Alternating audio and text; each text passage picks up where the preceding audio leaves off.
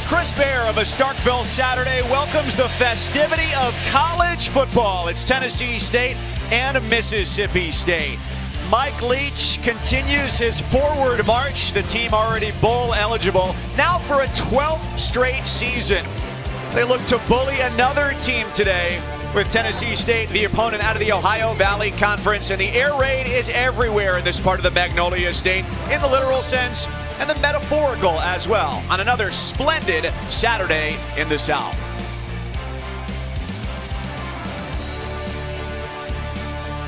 Mike Leach and this squad ready to go here in the penultimate week of the regular season after what was a frenetic game last week against Auburn. Week 1, they set the school record for biggest comeback ever. They did it again last week.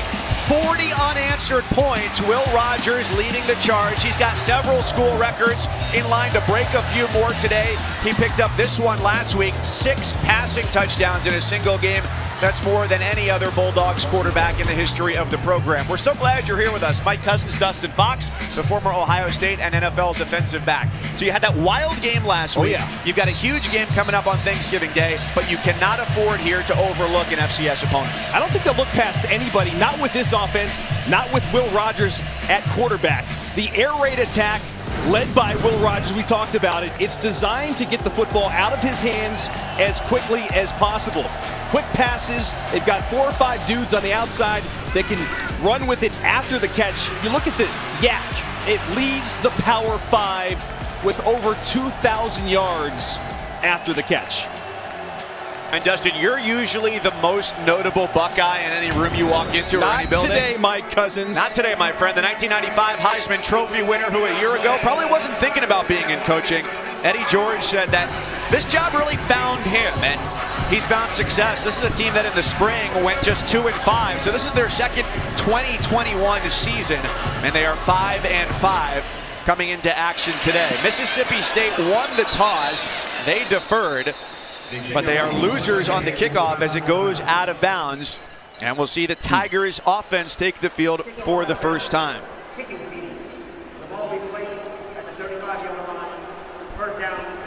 I'll tell you, we talked to Eddie before the game today, Mike. Doesn't that guy still look like he can play some football? He's loose. He's calm. He is, relaxed. Well, he's just, I mean, he's still yoked. Yes. He's yoked out for a young man in his late 40s. It's about a 5-hour trip. Oh my God. To get down They here. had a wild trip. Some of their buses had some issues, and so he ended up driving himself down here.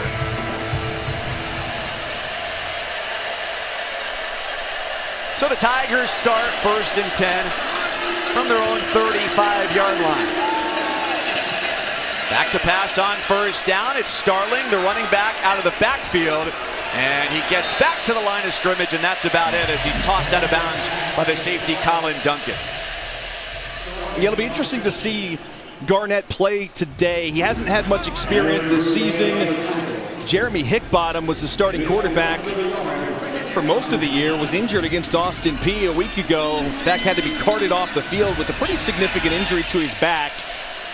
They were hoping he was going to make the trip today, weren't sure. But we're going to probably see, Mike, maybe 3 different quarterbacks for the Tigers. Shael Garnett with the handoff. The Bulldogs swarm to the line of scrimmage, get the pushback.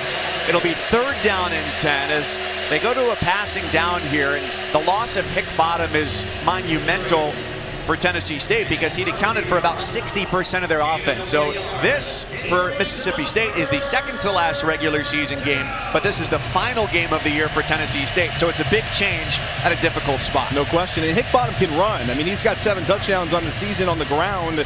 And in a situation like this, you may want to have a quarterback who can take off and go. We've seen what this Bulldogs defense is capable of. They allowed only 5 first downs against Vandy. It's a clean pocket here. That ball is tipped and incomplete, intended for Starling, the running back. So despite favorable field position to start for Tennessee State, they will punt on their opening drive. That's a good start for Zach Arnett and his defense. 3 and outs. And we get a chance to see this high-powered offense with pretty good field position.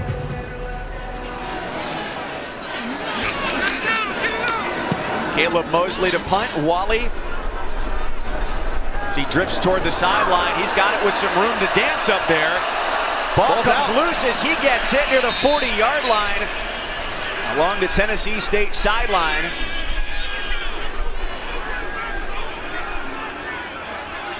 And that pile gets uncovered. The ball belongs to the Bulldogs. Dylan Lawrence is the one that ends up with the football. Ah, here he comes. Mr. Rogers. See what he's done over the last 8 games. My goodness. 382 yards per game. And what's most impressive is not just the touchdown passes, but that completion percentage. That's what Mike Leach needs. He needs you to be accurate and efficient in this offense.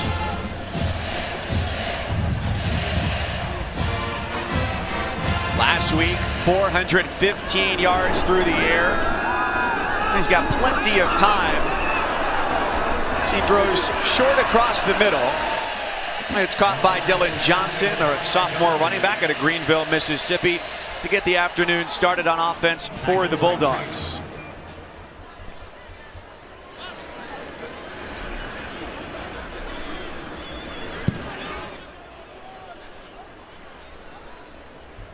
And an injured player preceding 2nd and 6 for Mississippi State. Mike Leach's team scoring about 30 points a game. And the offense has really surged as they spread things out here. Only them and Nevada have 6 players with at least 30 catches this year. And they're the only school in the country with multiple players to have caught at least 60.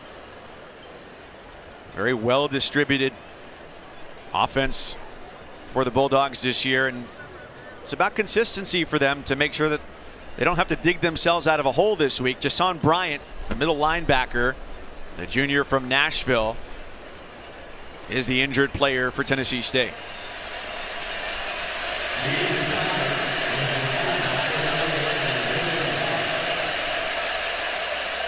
Well, Dustin, Eddie George's defense, in terms of yards allowed per game, is best in the Ohio Valley Conference, giving up 341 yards a game. What kind of a game do you expect today that Mississippi State is going to put up offensively? 600 yards. Could be that kind of day. I would assume against this FCS foe, they should put up some pretty big numbers.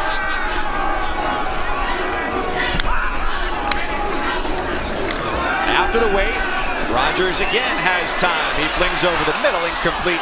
He wanted Wally right down the middle between the hashes. Had everybody beat. The ball's just a little bit too long. He just overthrows Wally. Had him down the seam. Take a look at some of the numbers on the season for this Mississippi State offense. Which is most impressive to you? Passing yards per game. That's what they do. They could throw the football 75, 80 times a game, Mike, if they get that many snaps. Wally in motion on 3rd down. The Bulldogs looking to move it after they forced a punt. Pass is complete to Malik Heath, who gets rolled out of bounds around the 25-yard line by the safety Josh Green. A pickup of 30 yards. This offense is designed with lots of crossing routes. Heath is going to come across the formation, right at the hash. He throws it to a spot. Everything's designed to be accurate and quick. Great throw by Will Rogers. Sophomore quarterback from outside of Jackson, Mississippi, gives it up for Dylan Johnson, his 2nd touch of the day. Coming off a week where last week he ran for a career-high 62 yards. You know, we asked Coach Leach earlier this week, Mike, how much do they want to run the football? And he said it kind of depends on the game. It's not like this air raid attack just has to throw every single snap. And remember, last week, after they completed the comeback, that's when they began to run a little more clock and run the football. 4-man rush, pocket holes, pass to the end zone is caught. Touchdown, Austin Williams. Mississippi State strikes first on a 21-yard floater to the end zone.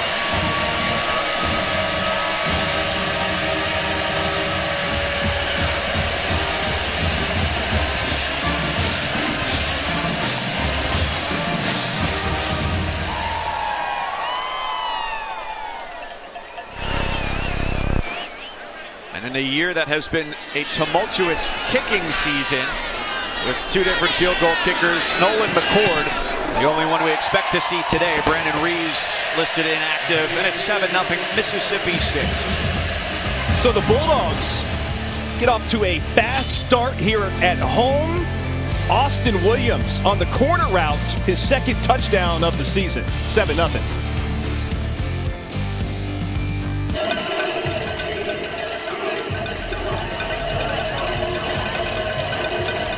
Didn't have to wait long to hear the cowbells ringing today as it's 7-0 Mississippi State.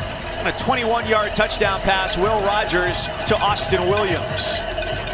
Mike Cousins, Dustin Fox, glad to be with you from Starkville, Mississippi on a crisp fall Saturday. Tennessee State out of the Ohio Valley Conference, giving the ball on offense for the second time. Lots more football coming your way, and after we are done here, 4 Eastern, 3 Central, it'll be Missouri and Florida, both looking for bowl eligibility, and our Saturday night game presented by T-Mobile as Matt Corral and number 12 Ole Miss hosting Vandy in a game of interest for Mississippi State fans. And that's all to come on the SEC Network and the ESPN app. Get to watching this game if you're a Bulldogs fan, do a little scouting later on. The Rebels take the field. First drive started at the 35 on a kickoff out of bounds. Tennessee State this time from its own 25 after they went 3 and out on their opening drive. They hand it off and lose a couple yards. Mississippi State allowing 103 rushing yards a game. Third in the SEC. Look out. Banks got in there in a hurry. Just beats the center, Frazier. And there's nowhere for Sterling to go.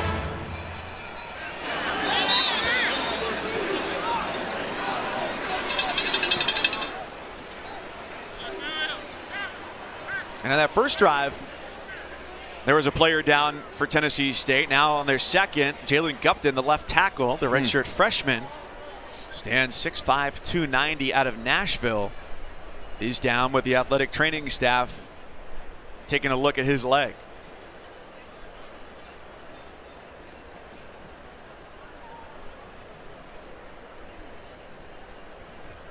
On these first 2 drives, we've seen the redshirt freshman Shael Garnett transfer from Auburn, getting the start at quarterback.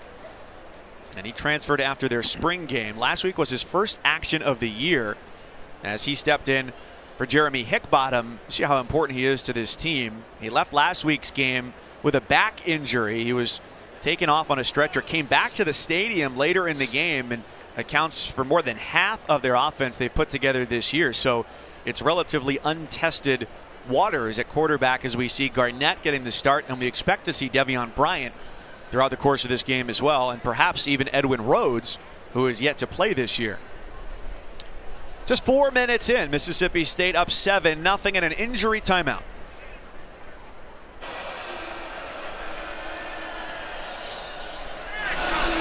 Out of the injury timeout for Tennessee State, they face a 2nd and 12. Their first down handoff went backwards as they look for their first down of the game, trailing 7-0 against Mississippi State. Garnett lets the screen get set up. This goes to Starling, who again finds a defender waiting and ready to drive him into the Bermuda grass. This time it was Tyrus Wheat, the linebacker. They move Tyrus Wheat all over the place. He's one of the most dynamic linebackers they've got. And he comes up with a big stop there to put the Tigers in 3rd and long. You would have thought the screen pass maybe would have been a perfect play for this particular down. They go after it on 2nd down. Now they're in a really tough spot backed up. After all that commotion at the end of the play, it goes down as only a loss of 1 for the Tigers. They've put up 30 points on a couple of occasions this year, but the level of competition today, the best they've seen all year. And how about that? By the shoulder pads, Nathan Pickering gets the sack, a loss of a dozen.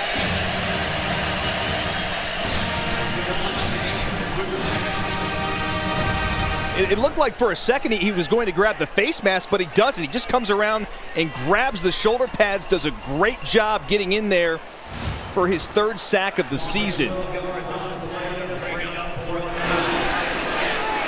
Sacks in back-to-back games for the Mississippi native, Caleb Mosley, for his 2nd punt. While he drifts to the 39-yard line where he's got some room to run. A reversal, of course. He gets a block with some help. Now to the 40, and he stumbles forward to about the 31-yard line where Mosley, the punter, makes the stop on a 29-yard dazzling return. Well, it looked like for a moment he was going to go all the way to the left side, then just kind of skirts with the spin move back to the right. And then, luckily for Tennessee State, the punter, Caleb Mosley, is able to just kind of trip him up. But great field position again for the Bulldogs to start their 2nd drive. Mississippi State, winners of 3 of their last 4. Last loss coming by just 3, a painful trio of points against Arkansas. Looking to get to 7-4, facing a short week coming up with the game on Thursday. Opening drive, Will Rogers, a 21-yard touchdown pass. Now has 21 school records, as with his touchdown, that was his 30th touchdown pass of the year, surpassing the 29 that he held with Dak Prescott, with Dak doing it in 2015. We told our production crew, just keep updating that graphic as we go because it may change throughout this game. It assuredly will. Mekhi Polk, who leads the SEC now with 80 catches, his first touch of the day. Rogers came in just 72 yards shy of Prescott's single-season passing yards mark, and he may well just obliterate that on this drive alone. After they went 60 yards on their first drive. He fakes the look to the flat. Not all day, Mike. And now flicks it to the sideline. It's Polk making his 2nd grab, but he's got all day. He has as much time as most of us have waiting in the doctor's waiting room, which is a lot more than we'd like. It's interesting when you watch these routes by the wide receivers. This is just like a simple concept where they all go about 5 to 10 yards and just kind of sit down in the zone, and he just scans the field and says who's open, and then comes back to his 3rd or 4th read and delivers the strike. Sitting underneath the defense, the catch by Calvin.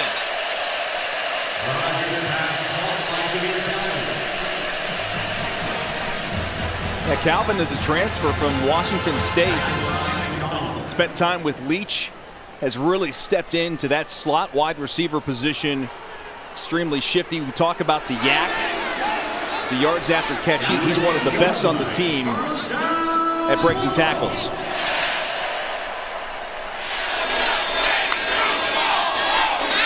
Rogers with 5 options. It's Marks out of the backfield, and he dropped what could have been a touchdown. Boy, he just takes his eyes off the football for just a minute. The running back always kind of tends to be the safety valve in this offense. You see the eyes of Rogers. He scans the field, comes back to his right, does a good job, and sees that Marks is wide open. That's just a flat-out drop. He's caught 71 passes this year. 2nd most on the team. And with confidence, they give it right back to him, to the right side. Touchdown, Marks. Well, and then you go and redeem yourself.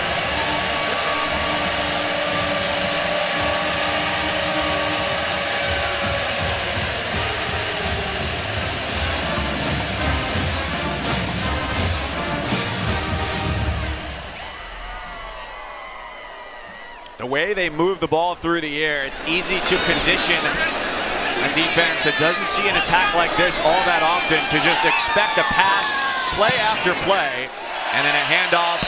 Nearly a perfect run by Marks to help make it 14-0. Great blocking up front. You know, they don't run the football that often, but this is an easy touchdown, untouched for Marks. He drops the touchdown pass the previous play. Bulldogs 14, Tigers nothing.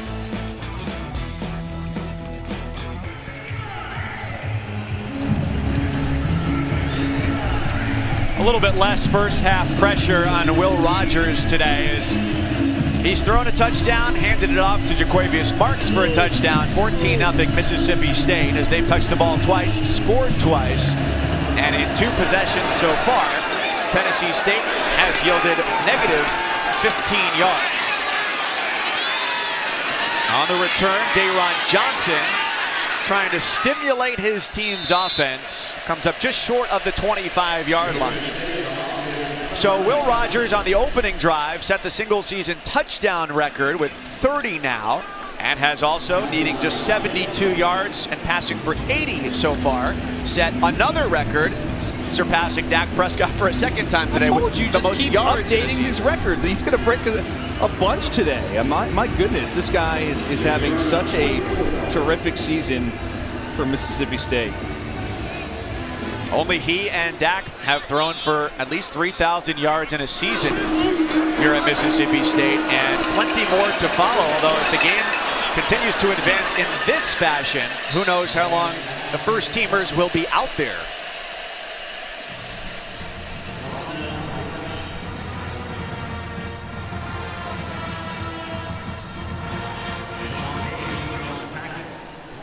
Rodell Rockman, the tight end, has bounced around throughout his college career. Started at Urbana University in Southwest Ohio, then made a trip up to Northwest Ohio where he played for Bowling Green. He's played linebacker, defensive end, and now settling in where he feels most comfortable, he says, at tight end. Some open space to work with there, and a hard tackle stops Jalen Rouse. Tyrus Wheat in on the action again. It's another 3rd down and long. His defense is really flying around today, Mike. Zach Arnett, who we chatted with earlier in the week, wasn't real thrilled with his defense the previous game against Auburn. But I'll tell you what, there's a look at Zach Arnett. Enjoyed chatting with him this week. Gave us some great details about his defense. A great elucidation into their effort against Auburn, where he said, you know what, momentum's a heck of a thing. We just started playing better in the second half against and Auburn. Their offense scored 40 points. Garnett gets tripped up. He goes down. Wheat's on the scene.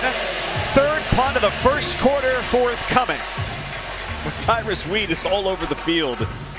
Maybe one of the best defensive players they have. Let's watch number 2.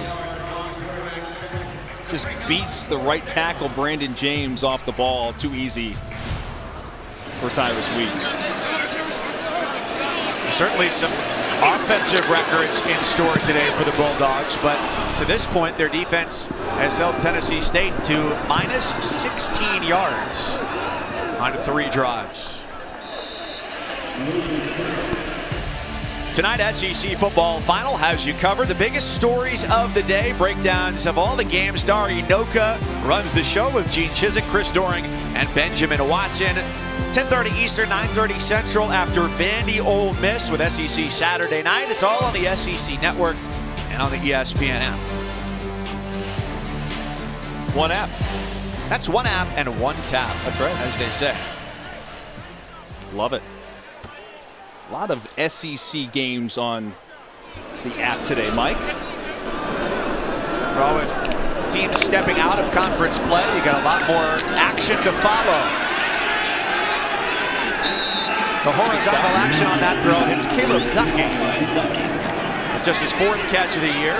Stopped by Eddie Graham, the corner returning to action. One of a couple of transfers they have on this squad from Southeastern University, an NAIA school down in Florida.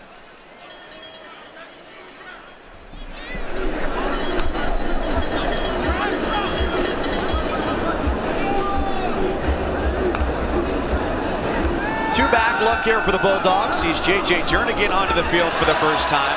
The crossing route finds Wally. A Bulldogs first down, a gain of 11 for number 11. Tennessee State's going to drop everybody into coverage. They're going to rush 3, drop 8. And Raymond, who is a really talented safety for the Tigers, comes up and makes this tackle. But again, everything is dictated by timing and precision in this offense, and you saw it again right there. They zip it out for Johnson. And he leaps his way up the sideline, edged out by Graham. Yeah, these running backs, you know, they nearly have as many catches as they do rushes. This is kind of like a run, right? They get their running back out on the perimeter. It's a quick, easy throw. And the wide receivers do such a great job blocking down the field. You saw number 11 there, Wally, doing a good job on the outside. And a surging defensive stop limits the Bulldogs after a gain of 17 on that last play. It's Locke at 27 comes out. Does a good job knifing him down. It's really the first near negative yardage play for this Tigers defense so far.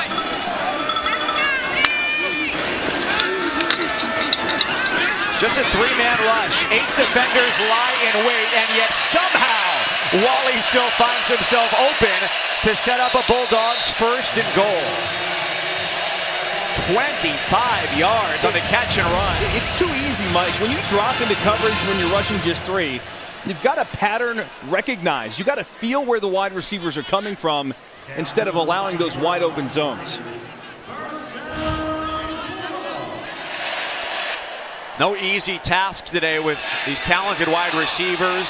The strong arm of Rodgers for Brandon Fisher, the first-year defensive coordinator, the son of former Titans head coach Jeff Fisher, who drafted Eddie George back in '96. Along the goal line, the catch is made, a spinning score for Mississippi State as Austin Williams snags his second of the afternoon.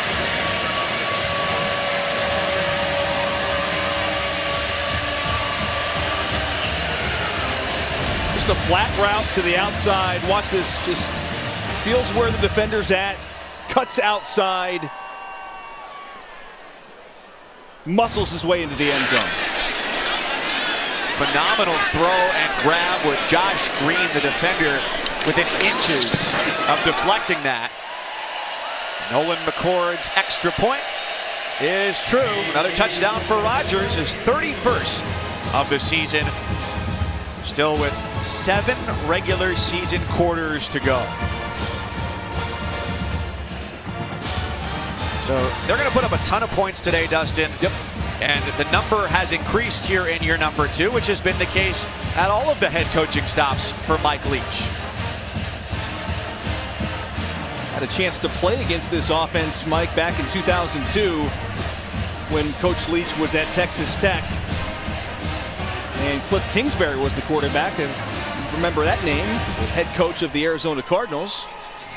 He's had good quarterbacks everywhere he's been. They all put up big numbers. And Will Rodgers, well, he may be one of the better ones that he has coached, and he's just in his second year.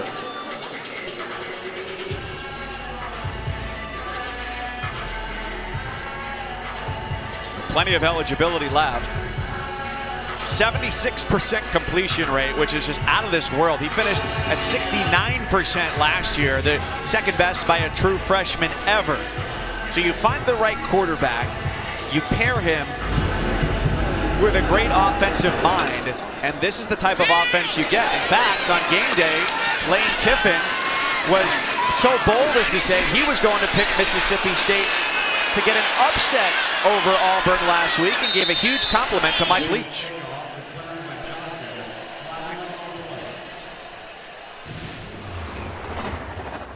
I would like to say this. Mike Leach is the best offensive coach in America. I'm taking Mississippi State. Now, it looked like for a time everybody else was right there. Yep. Until 40 unanswered, made the biggest comeback in school history. Yeah. Blocking the return team, number 57. 10-yard penalty from the spot of the foul. First down. And Mike Leach, gregarious as he is, in his response to that said, I'd be lying if I told you he, being Lane Kiffin, didn't think he's the best offensive coordinator. It was modest of him. We'll just let the love keep coming in both directions. That's going to be so much fun next Thursday night right here in Starkville, the Egg Bowl. I'm sure we'll talk more about that game as we go, but both these offenses Ole Miss and Mississippi State, two of the most prolific offenses in all the FBS. And two really good quarterbacks. Matt Corral is a Heisman Trophy candidate. Mississippi State bowl eligible for the 12th straight season. It's every year going back to 2010. And within the SEC, only Alabama, Georgia, A&M, and Mississippi State have been eligible for the last 12 years. Which tells you also, going through several different head coaches, they good hires. Well, a positive gain on first down for the Tigers. That's good news. I suppose a negative gain would be a loss, right? Well, it's been going the opposite direction for them all game, Mike. I'm just pointing out some positivity here for Tennessee State. There you go. Garnett with the completion and a much-needed first down. Cam Weiss, who was their leading receiver in the spring season, where they played 7 games before Eddie George's tenure started. And they moved the chains. Eddie George took this job April 23rd.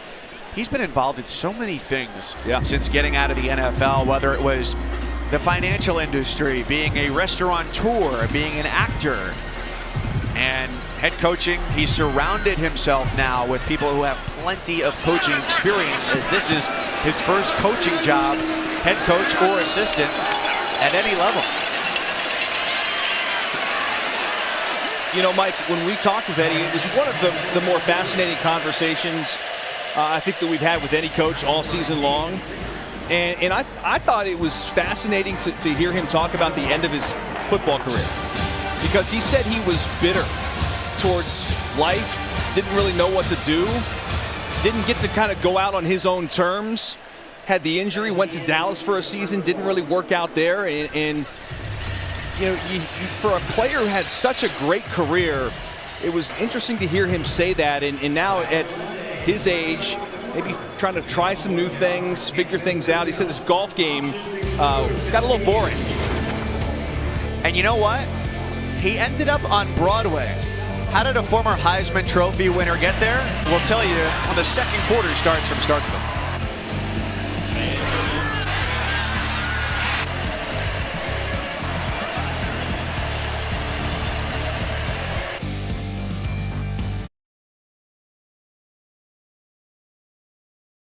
Great guest list for the Mannings tonight. You've reached Peyton and Eli. Leave a message. What's up, knuckleheads? It's Chuck. I'd love to do the show again and bring Shaq with me this time. Watch Peyton and Eli. You never know who'll drop by. Back in Starkville, Mississippi, start of the second quarter between Tennessee State and Mississippi State. A 3-touchdown first, as Tennessee State is held to just -2 yards to start things off, and a punishing hit on Rodell Rockman as Garnett looked to throw it back, and Colin Duncan just came surging through, ready to knock some sense into something. Boy, Duncan is like shot out of a cannon on this play. He's there before the ball, the ball's not even there, and he's there. Great job by Duncan.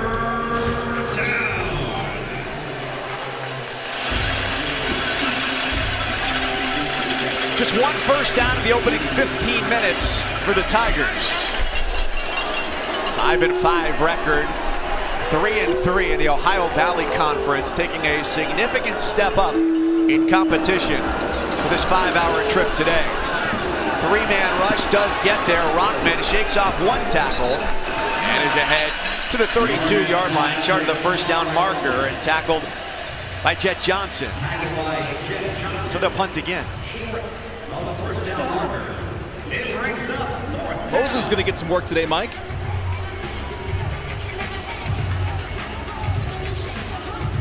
Defense getting after it today. Coach Zach Arnett's got to be happy with the way his guys have shown up in this game. What a punt that is. Rolling back inside the 20. Can they corral him, though? He's already gone for 20 yards, almost 25 on the return by the sophomore.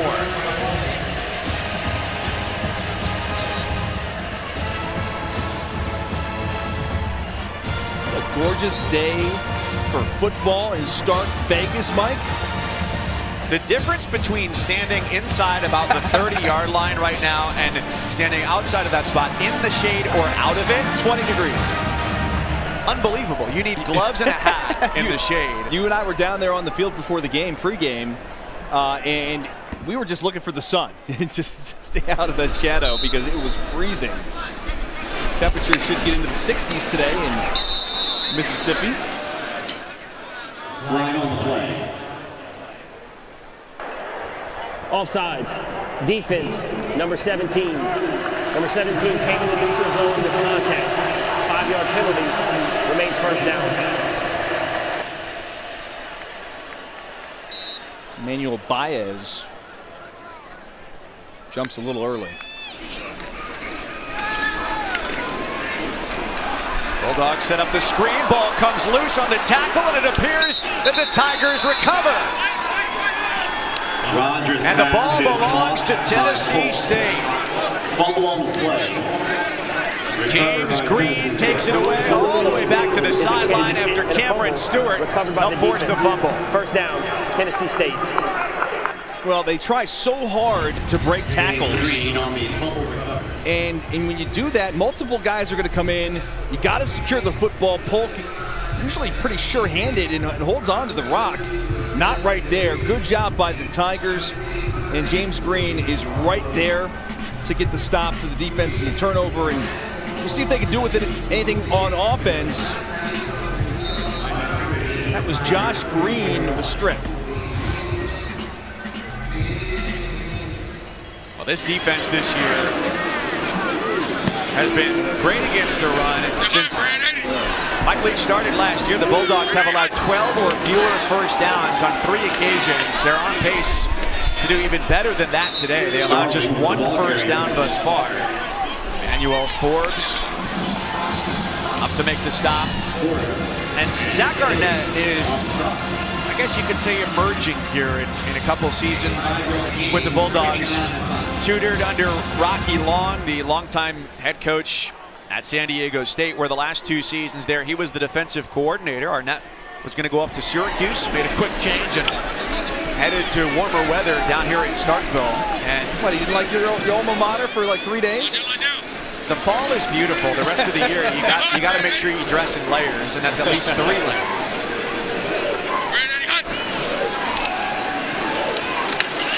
Second down.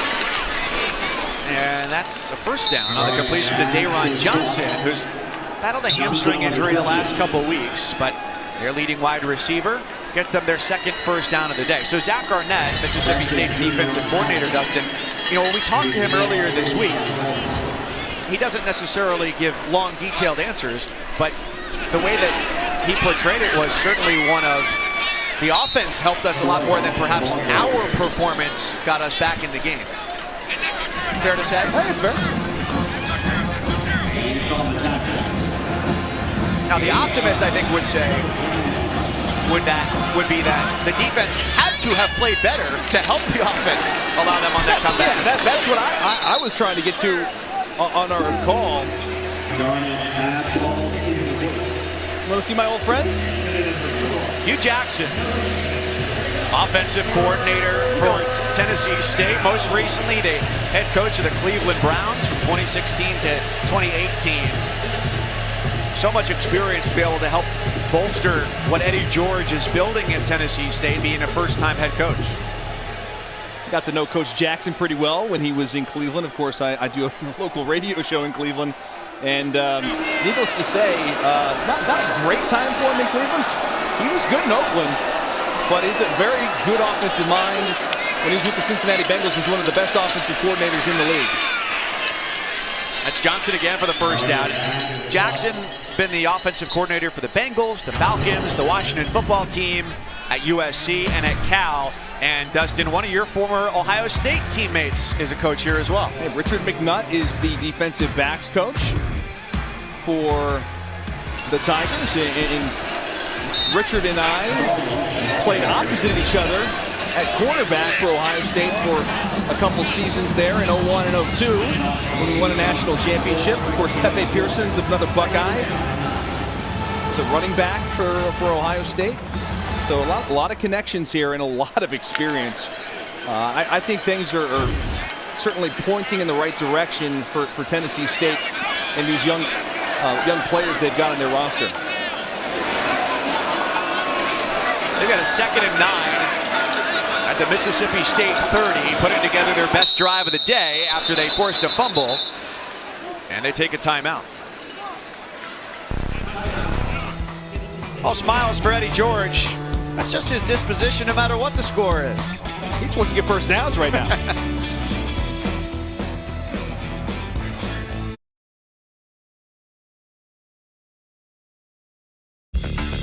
ESPN, home of the College Football Playoff Semifinals. Friday, December 31st on ESPN. Mississippi State, number 25 in the country this week. 4 wins against Power 5 teams with winning records, including at Auburn and A&M, and inside the top 10. Only Georgia can make that claim. The Bulldogs lead 21-0 here, second quarter, out of a Tennessee State timeout. They designed this run off to the right side that yields nothing. Nathaniel Watson, the linebacker, hoping to get some pushback on that. That's been the case most of the day. The Tigers have just 30 yards, but better than where they started the quarter, which is at -2 total yards. Well, Mike, listen, this is the best drive they've had. It's off the turnover. They're in plus territory. You got two downs here. They're going to go for this on 4th down, I'm sure. If they can get a couple or maybe half the distance. Can't imagine if they would try a field goal. Longest of the season for their kicker, Antonio Zita, is only 39 yards. That's 3rd and 9. Bulldogs show blitz and they bring it. Pressure forces Garnett to just heave one off his back foot. It could be grounding. We're going to talk about this. Yeah, it didn't look like he got outside the tackle box. I don't think he did. And it was Wheat with the pressure.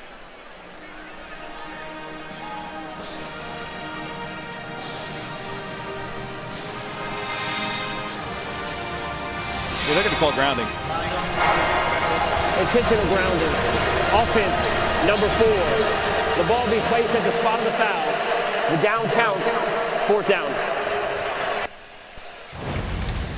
You'll see the tackle, 78 right there, Brandon Jones. He clearly does not get outside the box. This is a good look. And he's on the hash. He's not even close. I mean, there's no one in the area. That's an easy call. Now you got to punt the football.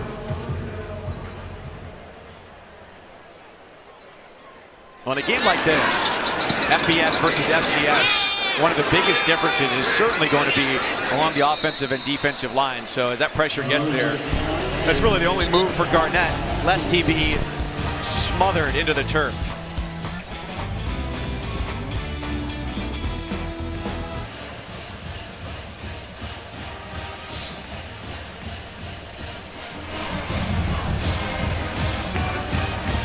A beautiful morning turns into a gorgeous afternoon here on the campus of Mississippi State. A good day for the Bulldogs thus far, looking to get to 7-4 as they get set for 2 games in 6 days.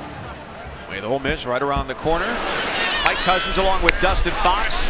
We're glad you're with us as the sun shines and the Bulldogs offense sparks to life on a first down handoff to Jo'quavious Marks, who's already got a touchdown here today. And Will Rogers has thrown for a couple as well. He's now picked up 2 more records today, passing Dak Prescott for most touchdown passes in a season and most yards thrown in a season. And he's just about halfway to another 300-yard game. That'll put him at 151 for the afternoon as he comes in having thrown for at least 300 yards in 8 straight games. He may have 300 yards in the first half, Mike. I mean, he has just been playing pitch and catch out here. It's like that father-son in the opening montage. That's what he looks like right now. Just wide receivers running wide open against his defense. Not surprising.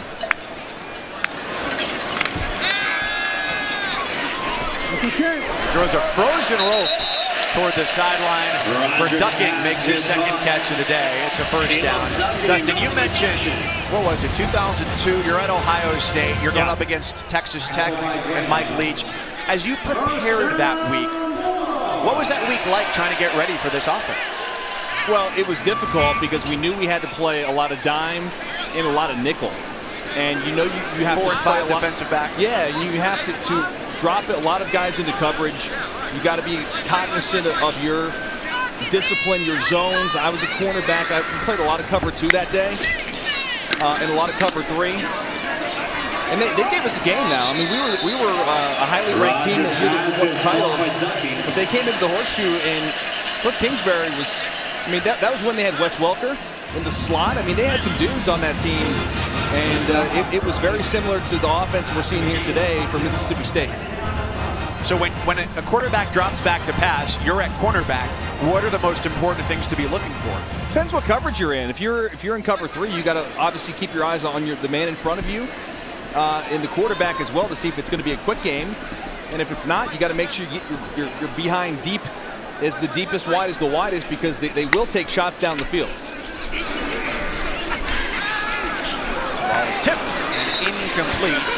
Ducking has gotten a lot of attention on this drive. They nearly had another catch. We're a third down for the Bulldogs today. I think there are grocery lists longer than Mike Leach's play call sheet. You see like these coaches in the NFL, like if you look at like Sean McVay's, he's got like this, for the Rams, he's got like this laminated board, like it's like a poster board they carry on the sidelines, and Mike Leach just carries like a couple note cards. It's incredible. But if you do something well over and over again, you have plays like this happen. Malik Heath, he lit a match. He leaves scorched earth behind him. Touchdown, 56 yards.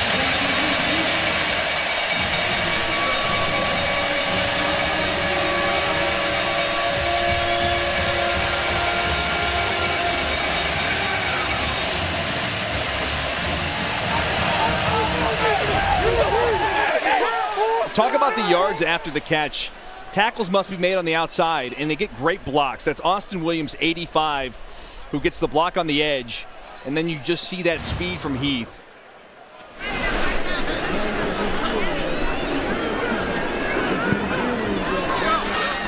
A touchdown from the second-year Bulldog, a couple years in junior college, and in the blink of an eye, it's 28-0. Hey, Mike, I got a fever. The only answer is more cowbell and touchdowns for the Bulldogs.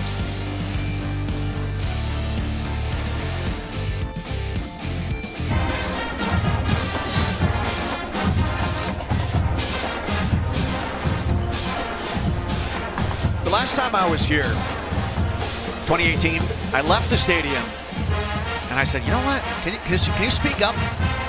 Temporary hearing loss. Yeah, it's loud. And it's wonderful. Yeah, and it's not a full crowd today as it being a non-conference foe, but it's still loud, Mike. I can't imagine, like, next Thursday night at the Egg Bowl, right here, with all the cowbells and the band, which is fantastic, how loud it's going to be. And frankly, I may have a hard time hearing you on our drive home today back to Birmingham, Mike. It's loud. Yeah, you'll probably be asleep in the passenger seat, leaving me to drive. Well, the good thing is I get tired of listening to you anyway. Well, it's time to represent your school. Show us how big you're going today. Submit your best fan video this weekend to hashtag #ShowYourSaturday, and you might just get your 15 seconds of fan fame. This is about as easy as it's been for Mississippi State to complete passes today. Love that. Everybody runs the air raid, Mike. Except for Dana Holgerson, who says he's been kicked out of the club. Yeah, they kicked him out about 10 years ago. He said he runs the ball too much.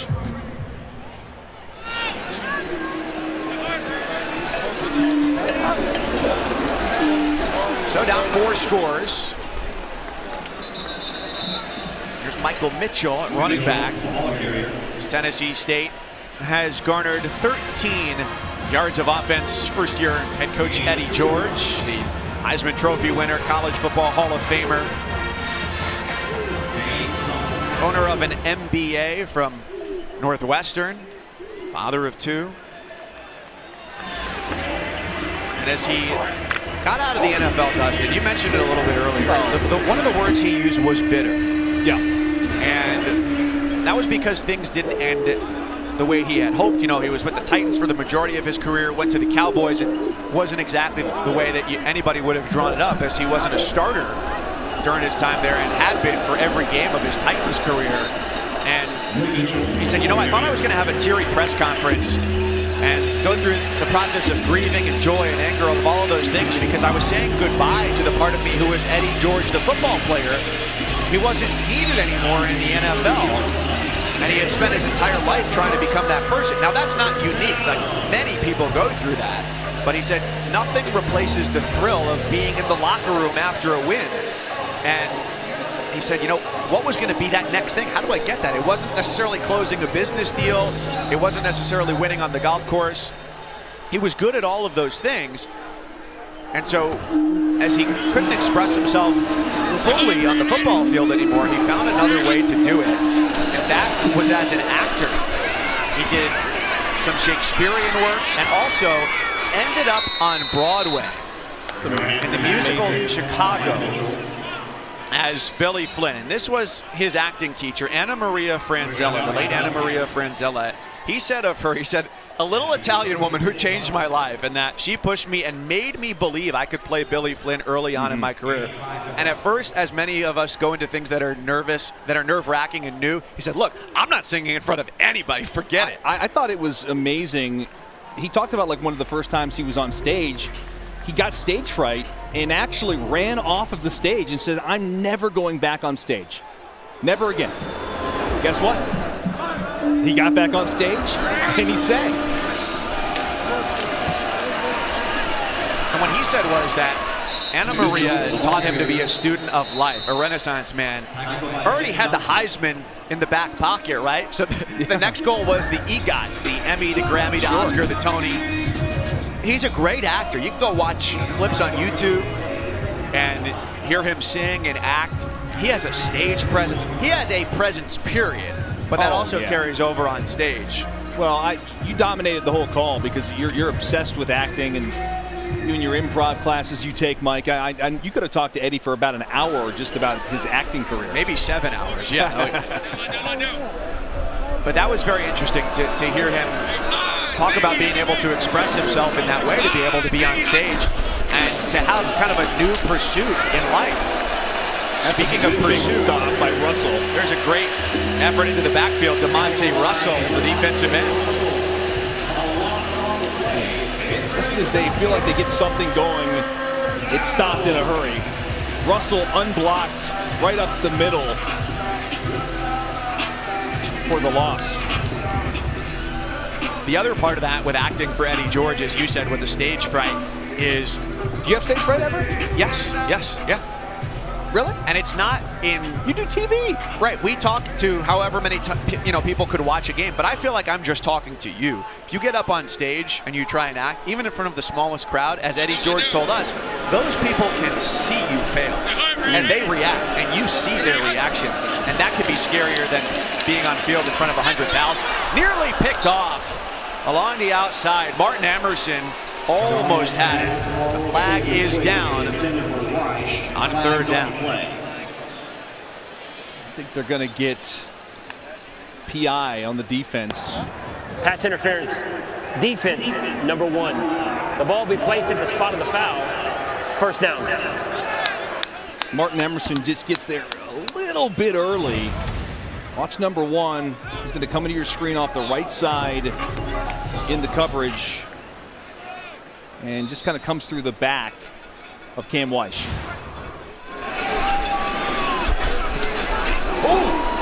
Ball got right between the hands on that throw. Intended for Johnson. Coverage by Emmanuel Forbes. Good coverage by Forbes.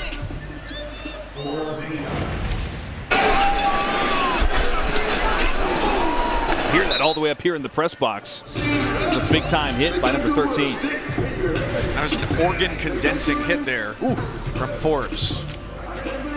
Multiple organs.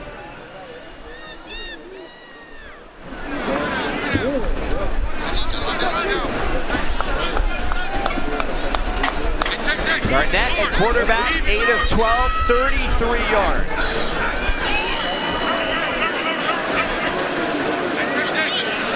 The offense with a shift, the defense adjusts, and Garnett takes the Tigers' second timeout. Timeout. 3:40 before the half, but Tennessee State looking to get its first points of the day.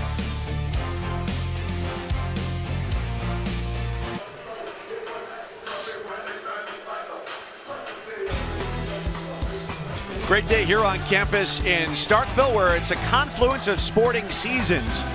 Football's got a couple of home games over the course of 6 days. Volleyball was home on Friday. Men's and women's basketball seasons have started. It's a good time of the year.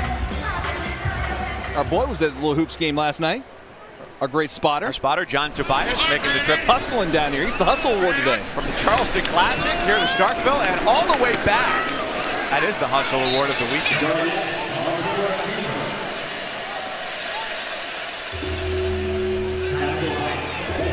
And he's a college professor as well, our spotter John Tobias at UNC Charlotte. That's right. You know, I feel inferior next to you athletically, and now it's academically in which I feel inferior next to Professor Tobias as well. Just continues my lifelong imposter syndrome. 28-0 Mississippi State. You're going to be a better actor than all of us. Now, what do you dial up here? You're going to go empty set. Try to get something quick as State's going to rush 3. Maybe bring a little pressure with Tyrus Wheat. Yep. He makes it a 4-man rush. The twist along the line doesn't get there. Another hard hit as Johnson makes the catch, and Forbes has just been waiting to pounce. He's waiting for the ball to get there, and then the blink of an eye, he makes the hit. Yeah, he just sinks about 5 yards into his zone, and he just keeps his eyes on the quarterback, feels the wide receiver break, and he's there right as the football is delivered. A tough day to make your first start. Yeah, Garnett, who came in last week as the starter, Jeremy Hickbottom, an integral part of what they do offensively. And Garnett, who transferred from Auburn, he committed to Gus Malzahn, who subsequently moved on to UCF, and Garnett didn't play in 2020. He was there for their spring game this year and then elected to move on. I think, Dustin, that over the course of time, we're going to see Devion Bryant as well. Yeah, in fact, Bryant was the second quarterback in last week, and Garnett came in as well in that game against Austin Peay. And they kind of just were battling in practice this week to see who was going to get the start in the game. And I wouldn't be surprised if at some point we do see Bryant get some snaps.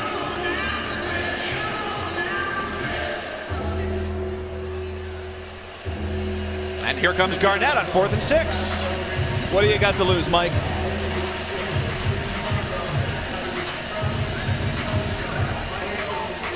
$28-0 deficit. Heavy underdog. Might as well see what you got here. 4th down.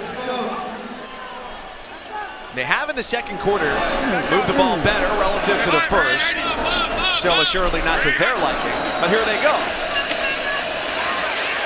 The pressure comes and the ball is dropped. A turnover on downs rather than what might have been an interception for the linebacker Nathaniel Watson.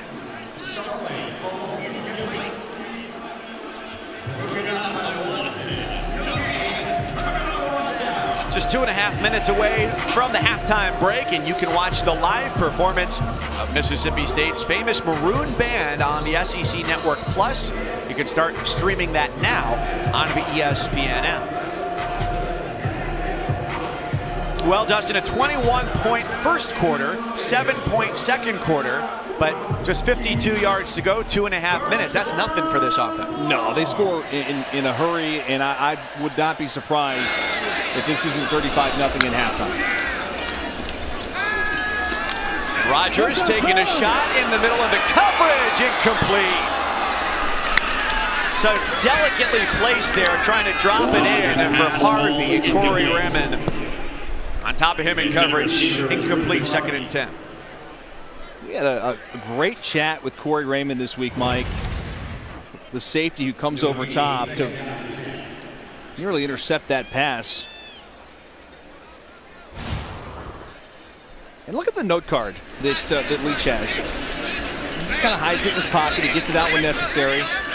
He's got this offense down to a T, and the players just execute. In between 3 defenders, that pass is complete. Akai Polk, first-year transfer from Cal, who was originally recruited by Leach to play at Washington State. It's like his shopping list, Mike. Strawberries, whole wheat bread. And by the way, what would be on that almond milk. the Mike Leach shopping list? Well, we already know what kind of Halloween candy. Not candy corn. Sure. Big running room for Dylan Johnson to the 30.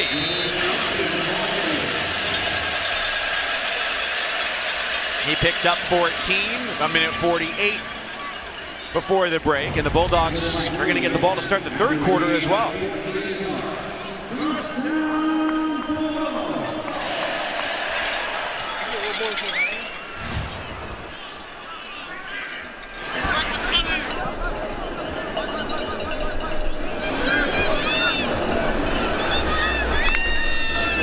Out of a 2-back look on this drive. Could it be number 3 of the day?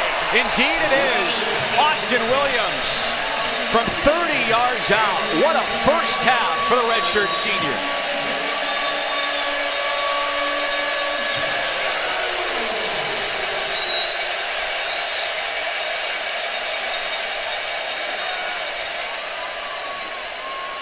The first-team academic All-American having a first-team All-SEC first 2 quarters today. I was going to say, Mike, he may be one of the smartest players on the field. 4-time SEC academic All-American as well. And he knows where to be. And Will Rogers also knows where he needs to be. And that's down the seam. Between 2 defenders, and he breaks the tackle of Raymond, and then Raymond just kind of knocks off Garlington, who had a chance to make the tackle right there, and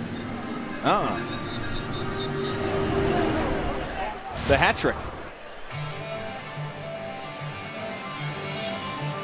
There are just more and more records that are going to drop. Dustin, this is, I think, a question that some might have, I certainly do, is the yards after catch. What sets a team up to be able to have so many yards after the catch? Because like you pointed out, the passes are not necessarily these long downfield heaves. Well, I think number one, you've got to have the right personnel. And what I mean by that is you got to have guys who are shifty, who can run good routes, but can also then break tackles and have great agility after they catch the football.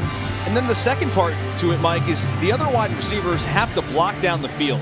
They have to be good blockers and good teammates to help their buddies out, because once that first tackle's missed, the other defenders are going to try to come in and stop you.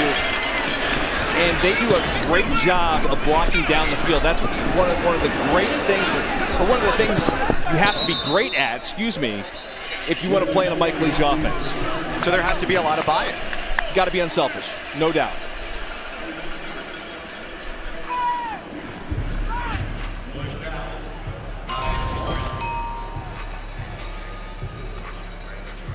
Minute 16 before halftime. And it has been all Shael Garnett at quarterback in the first half.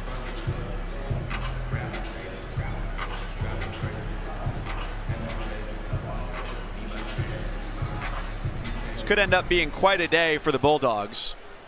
It already has been. As it's all said and done. Under Mike Leach, their largest margin of victory, 39 points, which was earlier this year against Vanderbilt. And they'll have at least, if the defense continues to play as well as it has, a 35-point cushion going into the half.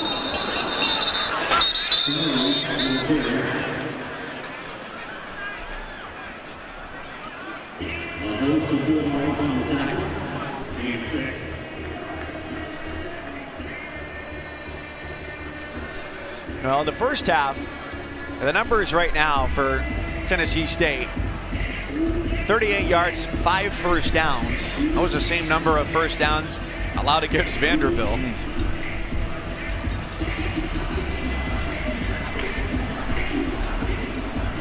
they picked up 6 yards on first down. Like, you think we'll see much more of Will Rogers throughout the game? I think at another score, I can't imagine they leave him in there with the Egg Bowl coming up here on Thursday. On a short week, by the way. There's a case to be made on both sides, but certainly would be prudent to have your starter be as well rested as possible. Given the way this has gone through 30 minutes. Will Rogers in the first half, 260 yards, 4 touchdowns, and now in a single season, no one has thrown more touchdowns or thrown for more yards in the Bulldogs program than Will Rogers.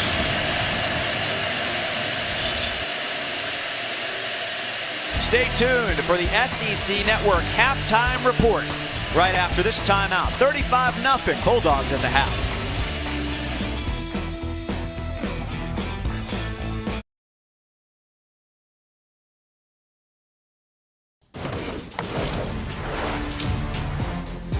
All right, welcome into the SEC halftime report. Dari Doring and Chiswick with you here.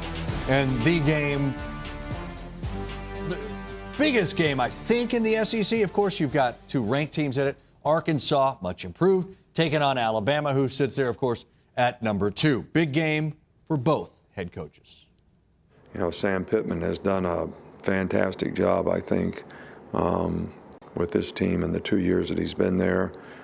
They're probably has improved as much from last year to this year as, you know, anybody in the country. They've had some great wins over, you know, some very good SEC teams. We're excited to head to Alabama, play the CBS national game. We know they have an outstanding team. And, of course, then you get to Coach Saban, who, you know, obviously is the best coach in the nation and has been for a long time. So very, very big challenge for us. We're excited that's going to be an afternoon game and excited to go to Alabama. You love the respect each coach has for the other one. Let's look at Alabama offensively. Yeah. This is a team that is still incredibly good. Are they perfect? No. Are there areas they could improve? Yes, one of which would be protecting their quarterback. Yeah, I mean, the offensive line has not been a typical Alabama offensive line. Last SEC game out, they only ran for, 4 yards, 6 yards against LSU. But the thing that troubles me more, Chiz, is the protection for Bryce Young. Yeah. They are 10th in the conference in sacks allowed. They've given up 24 sacks this year. And we all know Alabama's fan base has a thirst for points and explosive plays. Well, it all starts with protecting the quarterback. If you can't give Bryce Young time to throw the football, then you can't let guys like Jamison Williams and John Mechie make those plays down the field that they're capable of making. So not only do they have to do a better job to allow him have time to take some of those shots, but I'm worried. He's a slighter guy, Chiz. He's a guy that doesn't necessarily look the most durable, and he seems to have taken a lot of hits, whether it's the 4 sacks against LSU or it's even the plays when he's running the football. I want to see him stay upright and stay unaccosted a little more than he has. Defensively, 3 players up for the Bednarik Award, best defensive player in college football, one of which is Will Anderson, the linebacker. It feels like we say his name all the time, but have we really taken a dive into what makes him so effective? Why not have our defensive guys show us? Well, when I look at him, guys, I see a guy that's relentless in how he rushes the quarterback. He's relentless in the run game. And for a quarterback, everything is about being on time, being punctual, if you will. And guess what? Will Anderson doesn't let you be punctual, and here's why. Look at this. This is a run game right now. His alignment alone puts him at a disadvantage for this G block. They're going to block down on him. They're going to pull the guard and run a little toss sweep, right? You got leverage on him. There's no way he can make the play. Watch how fast he escapes over the top of the tackle. And look at the burst to the ball, guys. That is a burst that you can't account for that. Now look at this. Opening game. Miami's not going to put one guy on him. They're going to put 2 guys on him. The right tackle, then they're going to pull the left guard around. Watch him beat the right tackle. The tackle's going to now work inside. Here comes the guard. Look at his balance. He goes down to one hand on the ground. His balance, he never goes down because this is the relentless effort that we're talking about. Sack number 1. Now, you can see it from an end zone copy. Now watch this. You'd love to see that right guard come over and help the right tackle, but you know what? They don't do that. They kick the left guard down. They go 4 for 4 to the left. What does that mean? That means the tackle's got him by himself on an island. Look at the B gap. You're trying to block that guy one-on-one. You're giving him a two-way go. He makes the inside move. And guys, there's no way if you put a tackle on him just one-on-one without giving him help with either a running back or setting the guard to him, you got a long night. He leads the country in sacks, 12 and a half. You know, Dari, I'm convinced that an Alabama player is going to win the Heisman Trophy, but it's not going to be Bryce Young. I think Will Anderson, with a big game this week against Arkansas, a big game in the Iron Bowl, a great performance in the SEC Championship, has as good a chance as anybody to win the Heisman this year. The numbers are staggering. And for people to, he's on a big-time stage again on Saturday. So you're right. Number one in sacks, number one in tackles for loss in the entire country. And if you're a defensive player and you don't do anything offensively, you have to rack up stats. It still wasn't enough for Ndamukong Suh, who I still contest should have won it that year. Right. So we'll see. Maybe. He's dominating like Ndamukong Suh. He is. Do you see anybody on offense dominating the same way Will Anderson is? No. Yeah, but you know how this thing goes, man. 900 I plus think people the voters are want to attracted vote to for a defensive guy. And here's the thing. Everybody knows he's going to do the same thing every week, and they still can't stop it. Yeah. You know what Florida fans know? They better not do the same thing every week. And that's be a bit of a disappointment compared to what was expected. This is not going to be an easy test on the road at a Missouri team who's also, like Florida, playing for bowl eligibility. And I know that the bowl eligibility is going to mean something drastically different for Missouri as it would for Florida. But let's talk about the keys to the game. If you are Florida, CD, and you have been known to be, what has to happen for you to take care of business in Columbia? Well, obviously, the defense has to play much better than they have the last couple weeks. I mean, that's the thing that's been the most surprising to me. I know you fired your defensive coordinator, but at some point in time, you have to have pride. You have to go out there with effort to execute. You have to tackle. You have to do the little things correctly. And then offensively, this was one of the leading teams in the country when it comes to running the football early in the season. Where's that gone? Yeah. We haven't seen that at all. Take some pressure off of Emory Jones. Run the football against the Missouri defense that has not been great against the run this year. Commit to the tailback running game, too. Don't just use Emory Jones. I know he's your leading rusher. You got a host of tailbacks at Florida that can run the football, run them. All right. You're Missouri. You're a team that, again, planned for that 6th win. Your run defense showed a little life last week against South Carolina, last couple of weeks. What do you have to do to knock Florida out and get yourself 6 wins? Feed the beast. You know who the beast is? Yes. Tyler Beatty? Tyler Beatty. Yes. With over 1,200 yards rushing. And guys, we say it every week. This guy's had 4 200-yard performances. He is the weapon on offense. Everybody knows he's going to get the ball. He's durable. He's stronger in the fourth quarter than he is in the first quarter. You can't stop the guy. So feed him the ball. That's number one. Number two, they can't turn this ball over. I mean, Connor Bazelak in the last 3 games that he's played, 5 picks. That can't happen. And then defensively, continue on the trend of being able to stop the run. We talked about Florida's need to run it. Missouri needs to keep working in the direction of stopping it. To your point, Jiz, I mean, the fact that Beatty's had the season he's had without the support of the passing game, without any receiver that can really take the pressure off the run game, is just amazing. Everybody knows what's going to happen when they have the football. By the way, Florida's given up more points in their last 4 games than in any 4-game stretch in over a century. That's not good. They also haven't lost 4 straight conference games in 4 years, and they're trying to avoid that as well. All right, that's just one of the multitude of games. We'll take you all around the SEC when the day comes to an end, when Vandy and Ole Miss is over in Oxford with SEC football final. We'll see you at that point. We'll see you plenty before that as well.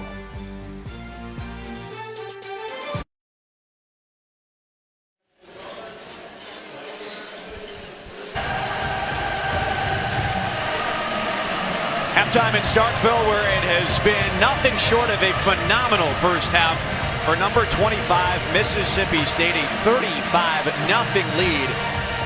As it's going to be a short week for the Bulldogs. They look to go to 7-4 with one more game remaining on the schedule. That Thursday contest, the Egg Bowl against Ole Miss. So far, so good for Will Rogers in the first half. And the rest of this offense as well. Tonight, SEC football final has you covered with the biggest stories of the day and the breakdowns of all the games. Starry Noka hosts along with Gene Chizik, Chris Doring, and Benjamin Watson. That's 10:30 Eastern, 9:30 Central, right after Vandy Ole Miss. That's on the SEC Network and available wherever you may roam on this Saturday on the ESPN app. Sun is out. A lot to smile about for Will Rogers, who's now thrown the most touchdown passes in a single season at Mississippi State. 35-0 Bulldogs.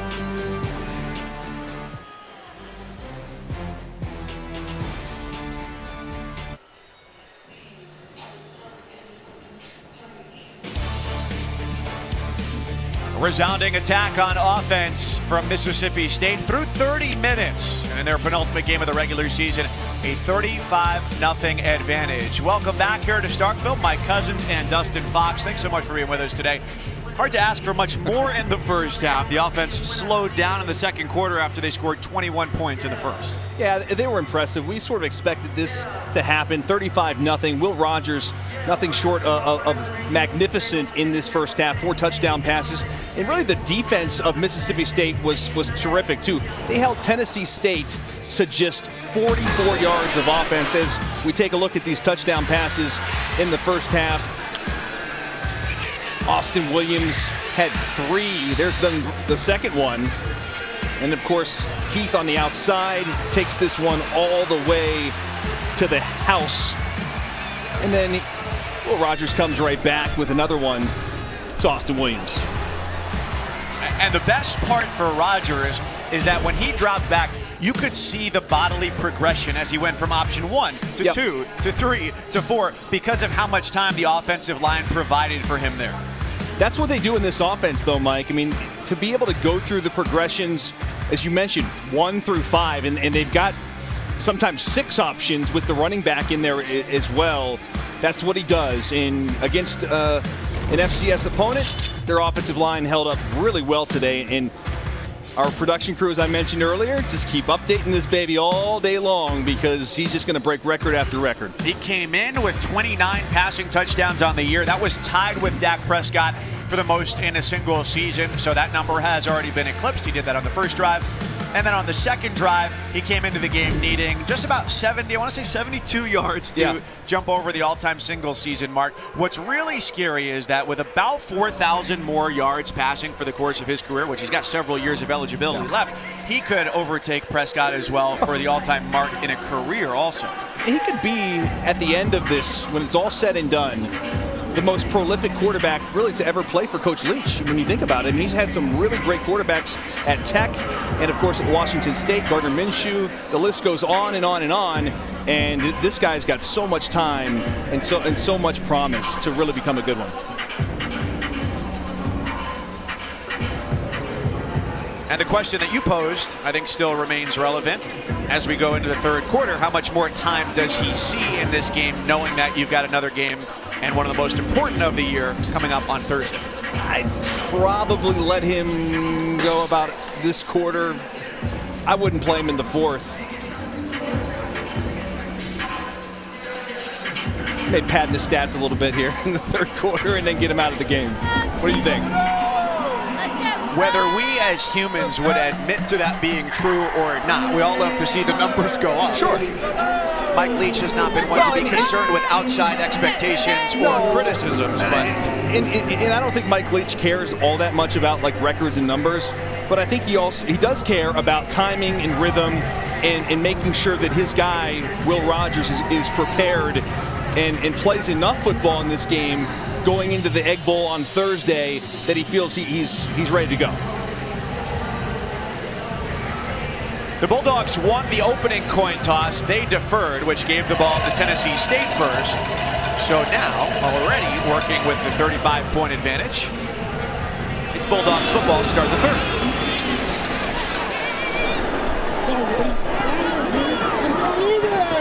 Return for Marks begins from inside the 5-yard line and stops across the 30. 295 yards of total offense in the first half for Mississippi State as they had 6 plays that went for more than 15 yards. A lot of that, Mike, is those yards after the catch. When you watch this offense, most of their routes, Mike, are 5 to 7 yards. They're quick throws. And the wide receivers do a great job of breaking tackles and getting that yak. It's a long out route. Finds Makai Polk. 13-yard pickup. And he's got the most catches in the SEC. He's added to that number today. It started the afternoon just 9 catches off of Fred Ross' single-season record of 88 catches set back in 2015. He'll catch him. He'll catch him. he could do it in the second half. It's just a matter of how much time he sees on the field. And in an offense that distributes the ball as well as this one does, it's a very egalitarian one with the number of players who can be involved on a given day. And they are short on offense today. A couple players we were told not going to take the field. Christian Ford, Laditra Griffin, and Ra Thomas combined for about 60 catches this season. Ooh. Long way to run there for Marks. Good hit there from Tennessee State. And number 8, James Green, the outside linebacker. Tackled by Green. Take a look at this hit. Watch it. Just does a good job setting the edge, comes up, makes a great tackle there for the Tigers. Green, of course, is a preseason All-Ohio Valley Conference linebacker, having himself a good year. 69 tackles coming into this game. Needing some blocking on the outside. Eddie Graham breaks through to tackle Polk and brings up a 4th down. Are we going to see a punt? Will Rogers says, I want to go for it. Doesn't here. look like it. When you're averaging, what are they averaging, about 13 yards a play, Mike? Something like that? It's 4th and 5. We're going to go for it. Averaging 10 yards a play, excuse me, a first down of every snap.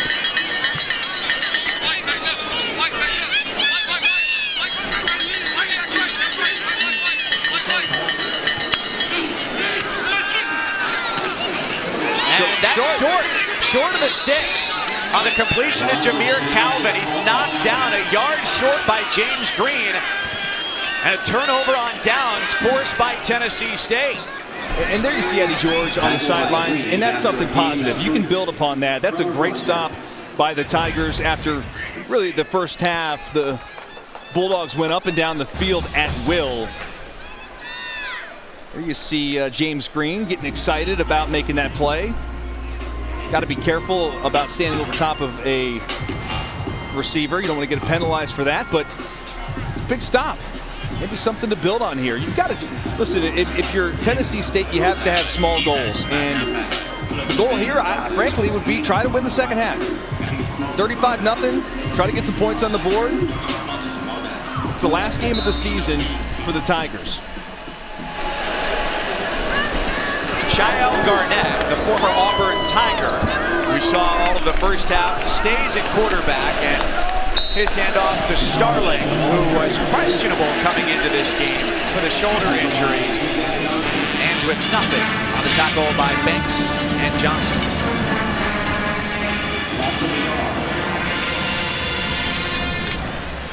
It's an offense that put together just 7 points last week in a 36-7 defeat against Austin Peay. So even 7 today would be a nice step in the right direction.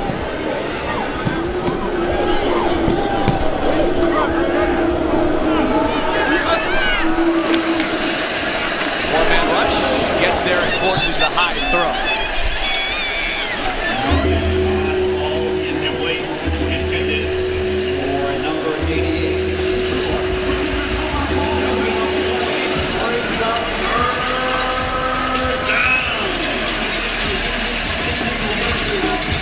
Feels like Tennessee State has been in 3rd and long all day. And this is a situation where for the Bulldogs defense, you're probably going to bring pressure like they've been doing all afternoon. Just sort of creating havoc for Garnett in the backfield. Tyler Sweet not in the game. He's been the one that's been coming on pressure. But here comes Jet Johnson. The screen is there, a one-handed catch for Starling. He rumbles forward between the 48 and 49-yard lines, and the punt team makes its way out. I like the call. You set up the screen perfectly. Jet Johnson, 44, comes off the right side, and then you bring in Starling right behind him. Problem is the pursuit just too fast. The speed of the Bulldogs defense is going to track Starling down for just a minimal gain. So Austin Williams, he of the 3 touchdown catches in the first half. Ready to receive the boot from Mosley. Junior, who's been the starter at punter for the duration of his Tennessee State career. Williams lets it go and then scoops it inside the 10-yard line with a triumvirate of defenders waiting to knock him horizontal.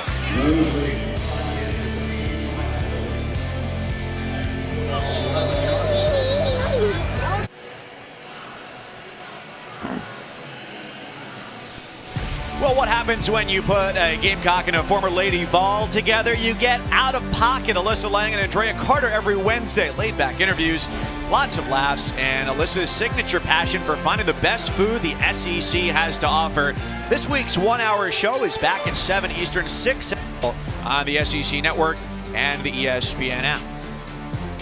Did we see Cole Kublik on SEC Nation this morning? Was he We did, our good buddy. Wolfing down pancakes? He had a lot of pancakes, and yes, he was wolfing them down as they try to wolf down these wide receivers who are running wide open. So I'm going to give Will Rogers another series. I honestly, I think they want to get another touchdown drive on the board, Mike, before they bring him out. I don't think we'll see him in the fourth quarter at all. But they would like to probably see this scoreboard look like 42-0.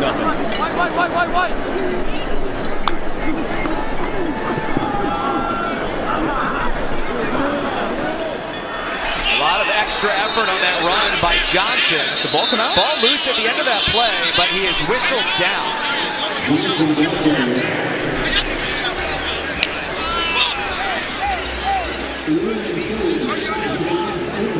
Stopped prior to the ball coming loose. Second down. Let's take a look. Well, they said the progress was stopped, so the whistle blew. It was close.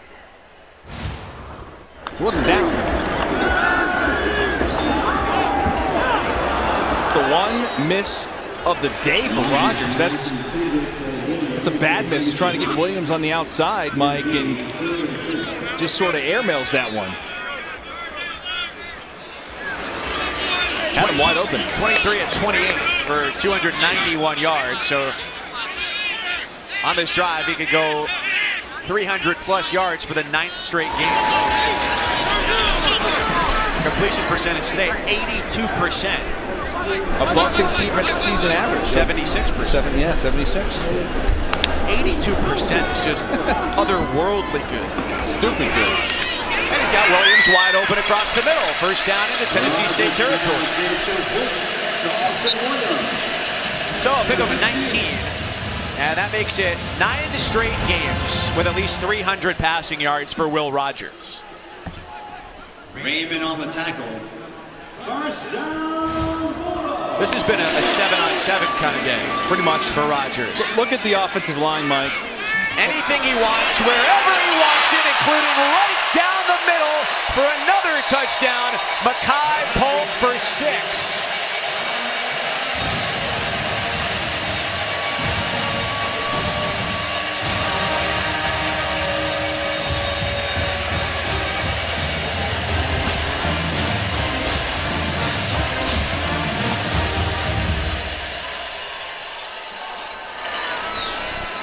Mekhi Polk, who had 2 touchdown receptions last week against Auburn in that great comeback. We talked about it, the transfer from Washington State. Arguably the best wide receiver of the group. Finds himself in the end zone. This one's going to go for 50. Beautifully thrown football, touch on it. He beats number 6. For 6, 42-0 State.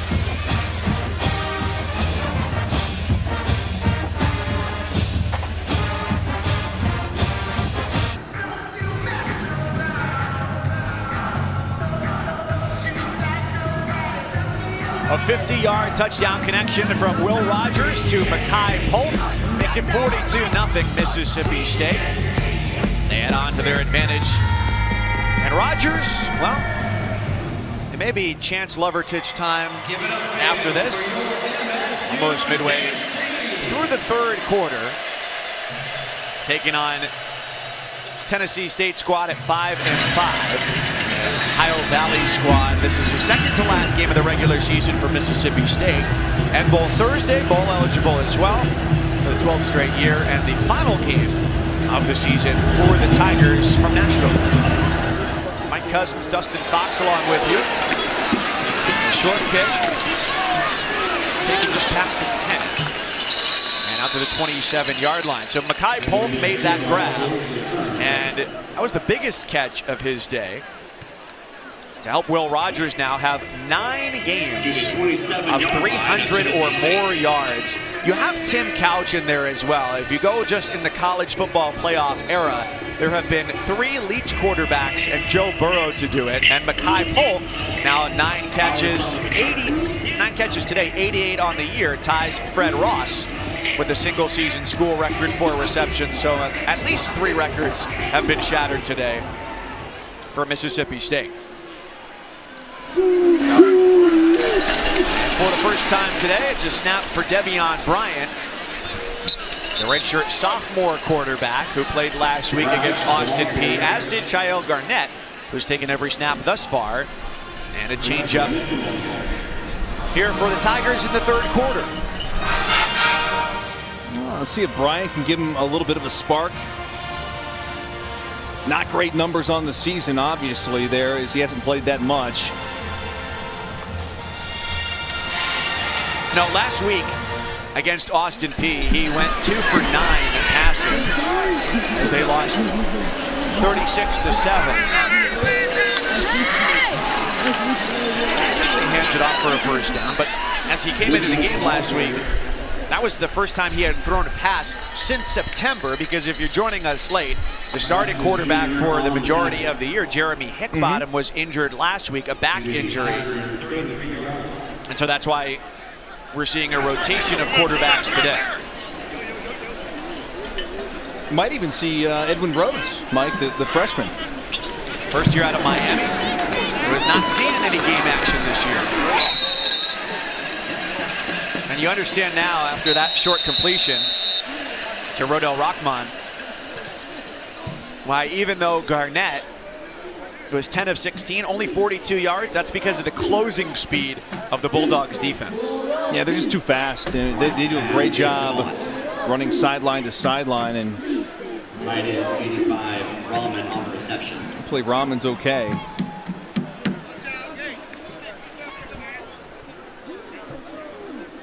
Rockman, the transfer from Bowling Green.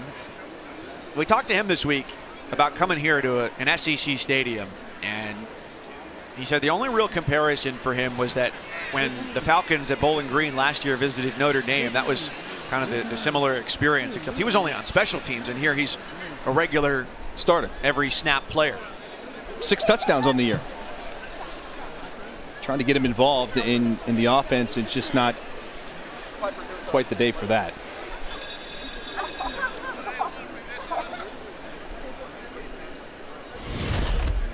Athletic training staff looking at his left leg. That was what he was holding as they came over to take a look at him, the senior out of Columbus, Ohio.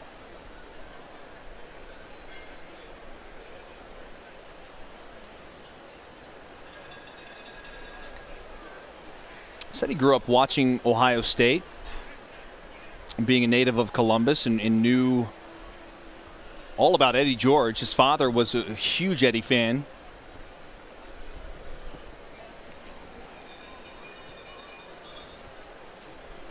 One of those names that you just have to know. Archie Griffin, Eddie George is a Buckeyes fan, the 1995 Heisman Trophy winner, and then went on to a fantastic career in the NFL, 9 seasons. The Titans, 96 to 2003, finished out his career with the Cowboys, started all but 5 games, and then made his way to Broadway as lawyer Billy Flynn, and took this job April 23rd of this year. And a rousing cowbell chorus for Rockman, who is loaded onto the cart as he's going to get taken off here. Billy Flynn, by the way, in the musical Chicago, it's a singing role. I've never seen Chicago. You should. I want to say maybe the longest running show that was on Broadway. On Broadway, yeah. I don't know if Cats and Rent fit into that race though. You're into the music and the arts. Well, Billy Flynn in the show has a song, Razzle Dazzle and it's theatric, it's the jazz hands. Can you sing a little more for me, please? That's the only lyrics I know, unfortunately. Oh, come on. That was good. Or perhaps there are some begging for mercy. There are no more. There are no more words to be sung. Dayron Johnson picks up a block and skips through for a first down. So that's stage Razzle right. Dazzle. Yeah, that's it. You got it. Nailed it. You're up on Broadway next. Good play here on the outside, just getting the football on the perimeter. Dayron Johnson shows off a little speed and just enough for the first down. Wake up! A nap in the sun on a Saturday, it's not the worst place in the world to be. Although I find it hard to sleep with cowbells ringing all around. Good point. It's a catch for Cam Weish, a junior out of Douglasville, Georgia. We talked earlier about Eddie George saying, as an actor, he experienced more stage fright than he ever did playing in Big Ten football or in the NFL. Did you ever feel that, or does everything just kind of melt away when you're out there? I never felt it. I agree with Eddie. When you're out there, you've got a helmet on, you kind of can hide. You've got your teammates. Even though it's 100,000 fans plus and people watching on television, you didn't feel like your failures could be seen. I'm more nervous on camera doing TV than I was playing football. Heck, I'm more nervous on the golf course teeing off in front of strangers than I was on the football field, Mike. Well, if you're a bad golfer, that can be devastating. There's nothing worse. Because you think you're going to miss. There's nothing worse. You go out to golf with your buddies, right? It's you and like your best friend, and it's a twosome, and the ranger puts you with another twosome you don't know, and you got to tee off. You're like shaking in your boots, like I would be right now if I was Tennessee State on this third down. Your shot from the tee box ended up just on the tee box in front of you. Just topped off the ball. 3rd and 7. An opportunity to run for Bryant. There's a flag. Where that flag ended up, a likely holding call is coming.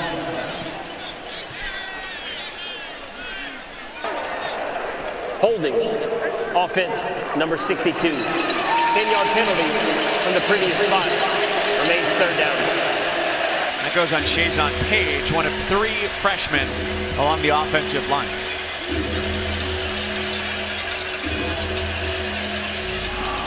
This team absolutely has a strong foundation to build on, and going forward into his first offseason, one of the things that George has said, which is true for every coach, is to bolster your recruiting. This will be the first time that he's really going out in an offseason as a recruiter, and to be able to try and centralize a lot of their operations on campus so that all departments of the football team are located a lot closer to each other, make things more efficient. After the 10-yard penalty, Bryant dishes it off, and they're right back to near the original line of scrimmage as they will punt on 4th down. Well, I sort of like the spark that Bryant gave him there. Moved the football, couple first downs. Still would be on the field if it weren't for the holding call.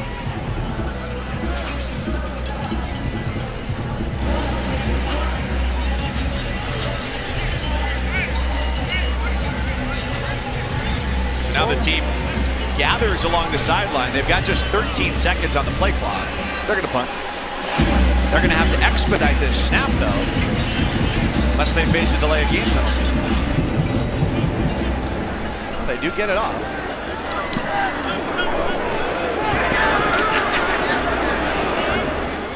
And the catch at the 15-yard line for Williams. 36-yard punt, 42-0, Mississippi State.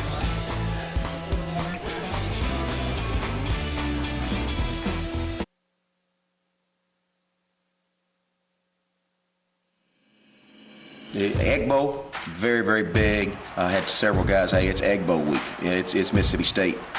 There's the kick. It turns. It is good. If you want it, go get it. Go get it. This is bigger than all of those rivalries. It is neighbor against neighbor. I think everybody in this state takes this game extremely seriously. And a short week leading up until Thursday here in Starkville, Mississippi State and Ole Miss. This has been the type of offensive performance that the Bulldogs would love to repeat again next week. Complete pass looking for Jameer Calvin down the sideline. Bulldogs have won 3 out of the last 5 in that rivalry against Ole Miss. But last year, a 3-point win in Oxford in Kiffin Leach round 1. Can't wait. Cannot wait for that game on Thursday night. So we'll be, like many, at home testing the limits of the elastic waistbands of our sweatpants as we watch that game.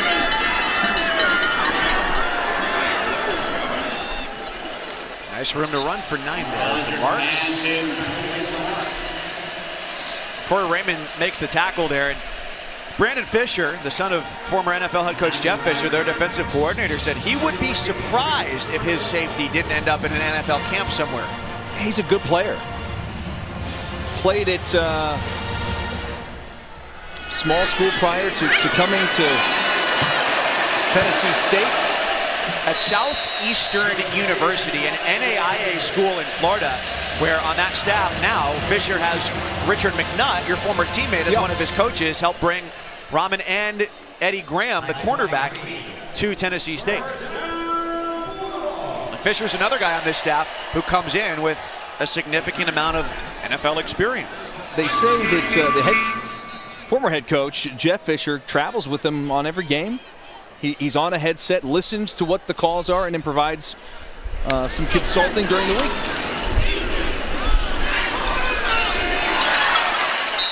As it was put to us, ducking has the catch.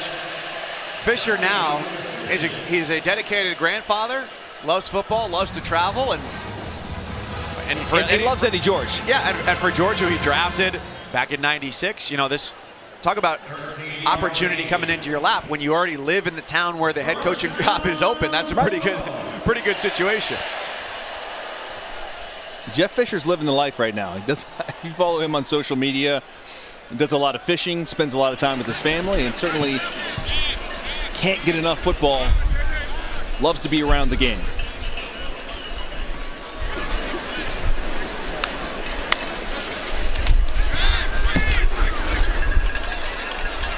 Weaving through defenders, Jaden Wally is finally driven out right near the first down marker.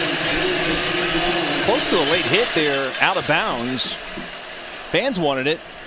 Not going to get it. There's an injured Tennessee State defender down.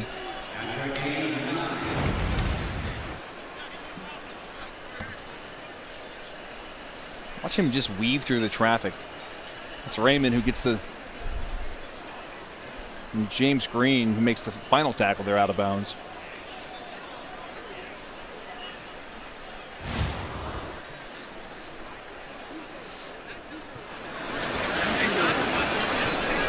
Injured player is Davion Hawkins, the defensive end for the Tigers, a former Kentucky Wildcat.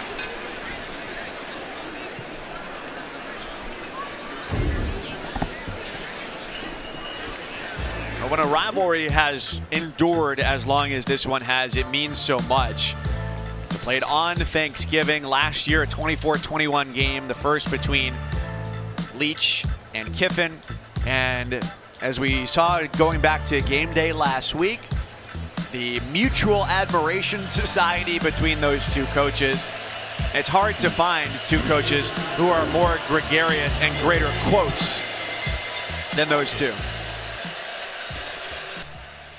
How about that right there? A perfect encapsulation and preview. There you go. For next week. Perfect. Existing in harmony, side by side. Ole Miss and Mississippi State fans.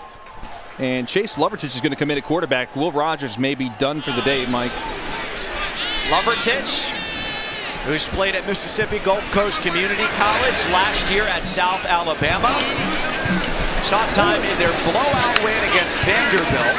And with the score as lopsided as it is, hands it off for Dylan Johnson. One snap, one touchdown. It's 48-0 after a 32-yard touchdown run.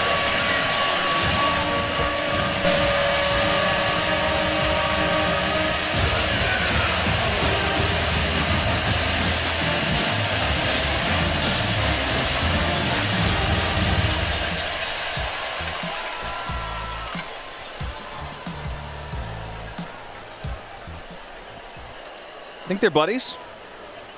I hope so. Otherwise, that's an awkward seating chart. Just randomly sitting next to an Ole Miss fan and a State fan. That's usually where I get put at the weddings, in the leftover table. You're like, how did I end up with these people? The look off the right side, this hole. And then the cutback by Dylan Johnson. Untouched to the end zone. Give some love to Travius Johnson, Quentin Sharp, Scott Lashley and company. There's Charles Cross coming in, celebrating with his teammate, the left tackle. It tells you how much or how little they run the football this season. That was the longest rush of the year. And it's kind of funny to look back for Johnson last week against Auburn. He ran for a career-high 62 yards and rips off that run right there. More than half of what he did a week ago in an entire game. Yeah, both him and Marks are really good backs. They do everything right. They're unselfish because they're both excellent pass protectors. And they know they're going to get their touches. Just so happens that a lot of the touches come in the pass game. And Mike, they even do a lot of these like toss plays, but the tosses are forward, so they count as passes, so those count as receptions for those guys.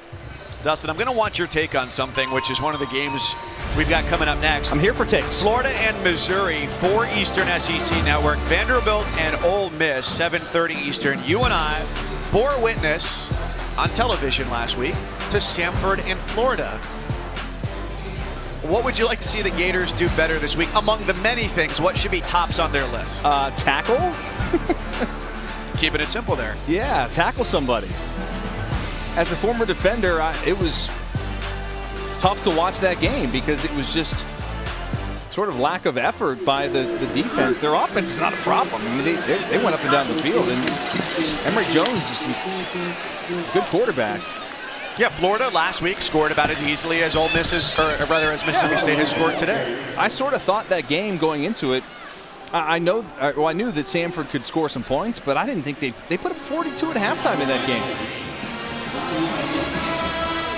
which was unfathomable. Yeah, with the disparity between those two teams, no doubt. So that's a game. Florida, Missouri, up next on the SEC Network, with both teams looking to hit bowl eligibility here in the second to last week of the regular season.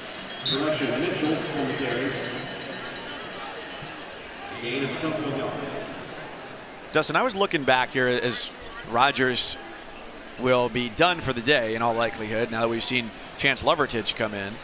Your 2002 season, that was your senior year?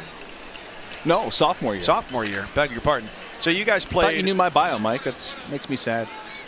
I have only so much capacity for random facts, and I've used the rest of it on street suffixes. What comes after drive, avenue, and court. But you played in games like this. Yeah. Ohio State, you would play against Akron or Kent State or whomever it was. Did you go into that game thinking like, yeah, we're absolutely going to win? Pretty much. I mean, you have to be honest with yourself. You know you've got better athletes and better players. So you never took your opponent lightly, but you had the expectation to go into these games and take care of business. And that's exactly what Mississippi State's doing today. Down to perhaps the final snap of the quarter. Mitchell takes it. It was 21 points in the first quarter for the Bulldogs, 14 in the second, and 14 more in the third. And as we go into the final stanza of the afternoon, imagine we'll see a lot more new faces who weren't on the field in the first 3 quarters.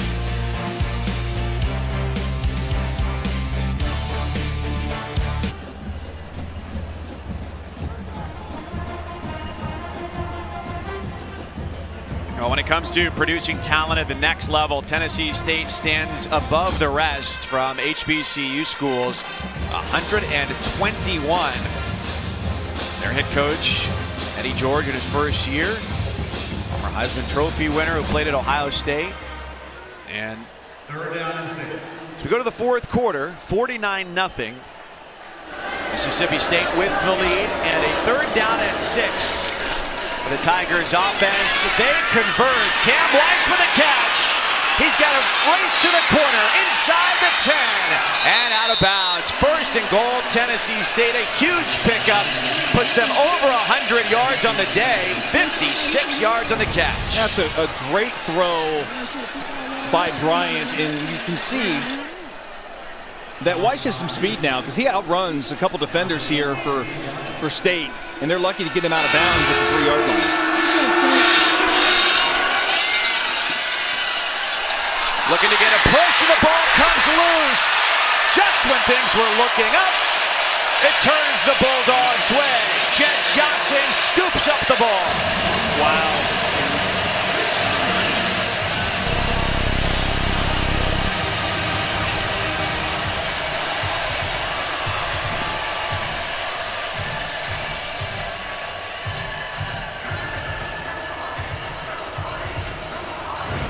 I don't know about the quarterback sneak call from the 3.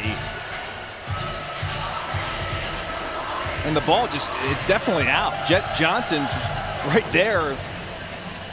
Luckily, Josh Trueheart makes the tackle. Otherwise, Jet Johnson would have been going the other direction for a touchdown.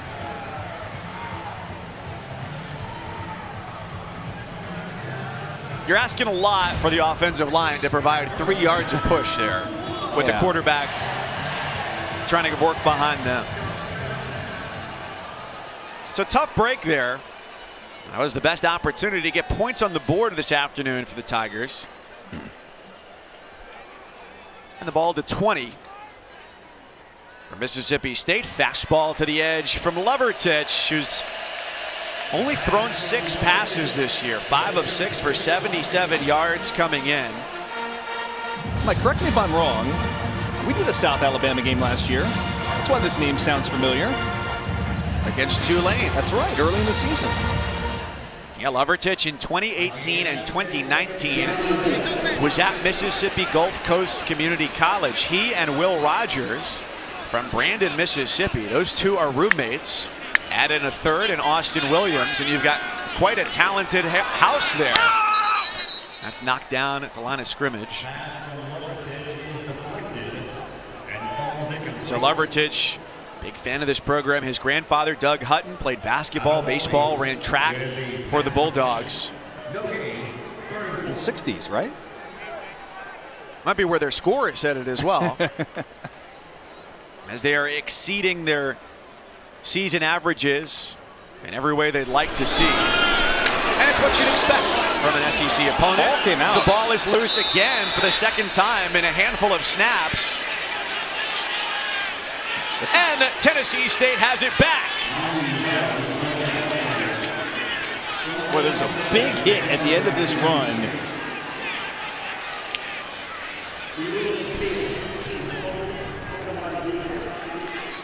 James Green. I believe James Green's the one that's going to come up with the football.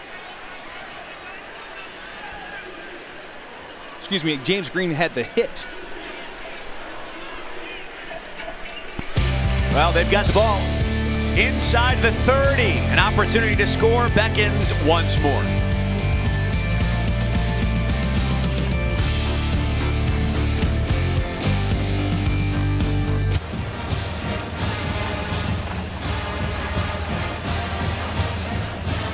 Pondering the deep questions of life, when does a hat evolve into a sombrero? I think level of sun coverage provided. I was going to say the coverage has a big part to do with it. Consult your local hatter for more information. I think the flip on the edges helps too with the sombrero. But the coverage is a big part of it. Well, unfortunately, there's simply no way to know. Not much coverage from Tennessee State today.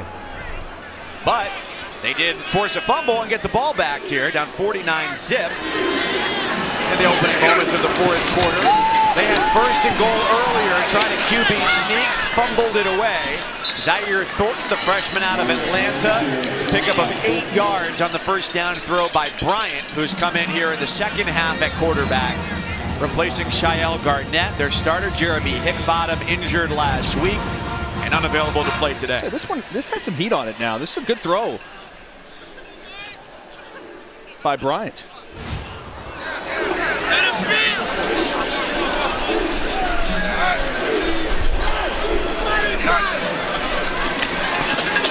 He keeps it.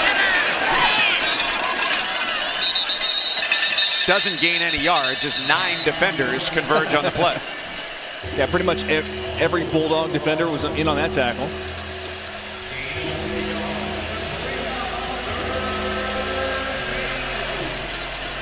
Well, for reference,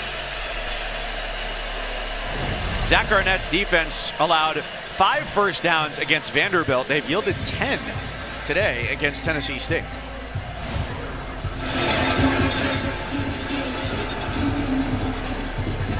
Don't expect a smile anytime soon.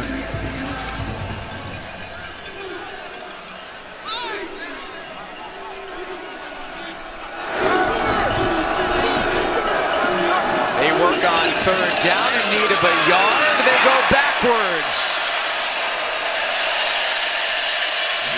A surging effort from Deshaun Page in the linebacker spot.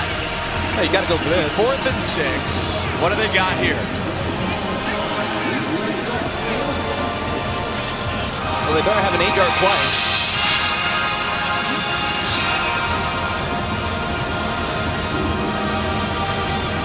Or a 7-yard play. Well, yeah. I thought it was 4th and 7. We appreciate your candor, your honesty. Yeah, well. Not so much your math skills, but nobody's perfect.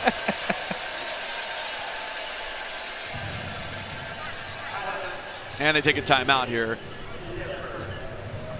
on 4th and 6. 11:25 to go. Back-to-back nail-biting drives by Eddie Georgia's squad.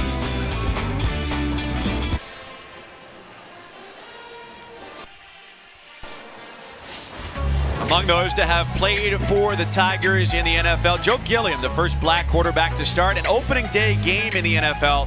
That was in 1974. Ed Too Tall Jones, first overall pick in 74 to the Cowboys, won the Super Bowl with Dallas. As we return to Starkville, James Lowry is 1 for 1 this year on field goal tries from just 26 yards. He's coming on here to try it from 43.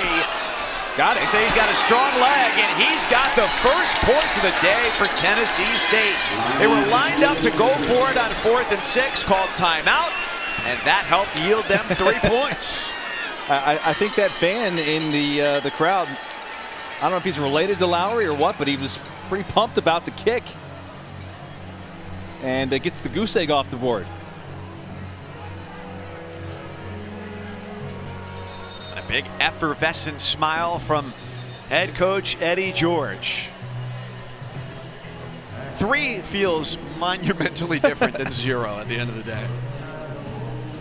Nonetheless, I mean, you had it first and goal at the 3. I still can't wrap my head around the idea to go quarterback sneak from the 3. Against that interior front, you haven't been able to get any push all day. The way Bryant's been throwing the football, I would have given him at least a couple chances to the end zone.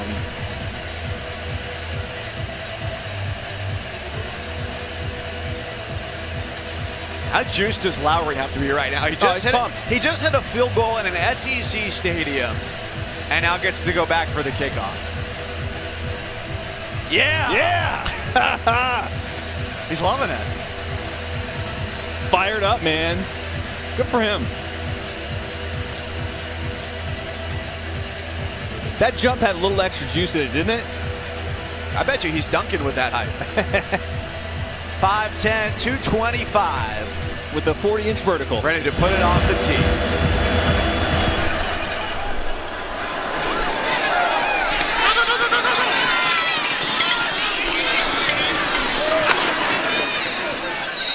.25 yards on the return for the Bulldogs. And another look at some of the greats who have come through the Tennessee State program into the NFL. Richard Dent, a two-time Super Bowl champ with Chicago and San Francisco, put into the Hall of Fame in 2011. And Claude Humphrey, the 2014 NFL Hall of Fame inductee.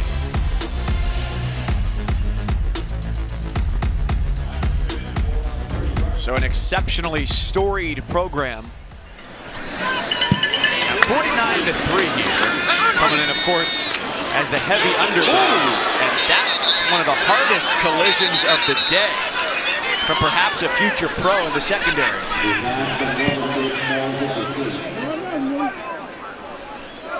The intended receiver was Brody Key. And another injured Tennessee State player.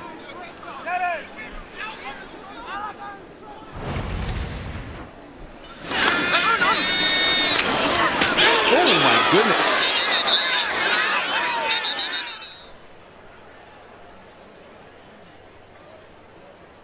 It's a clean hit though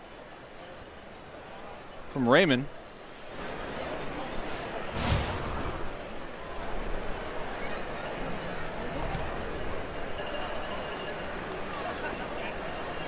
It's James Green, the linebacker, and the injured defender.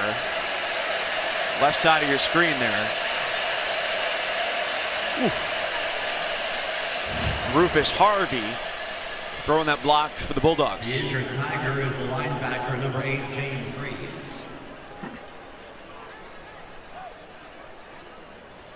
Second down and 10.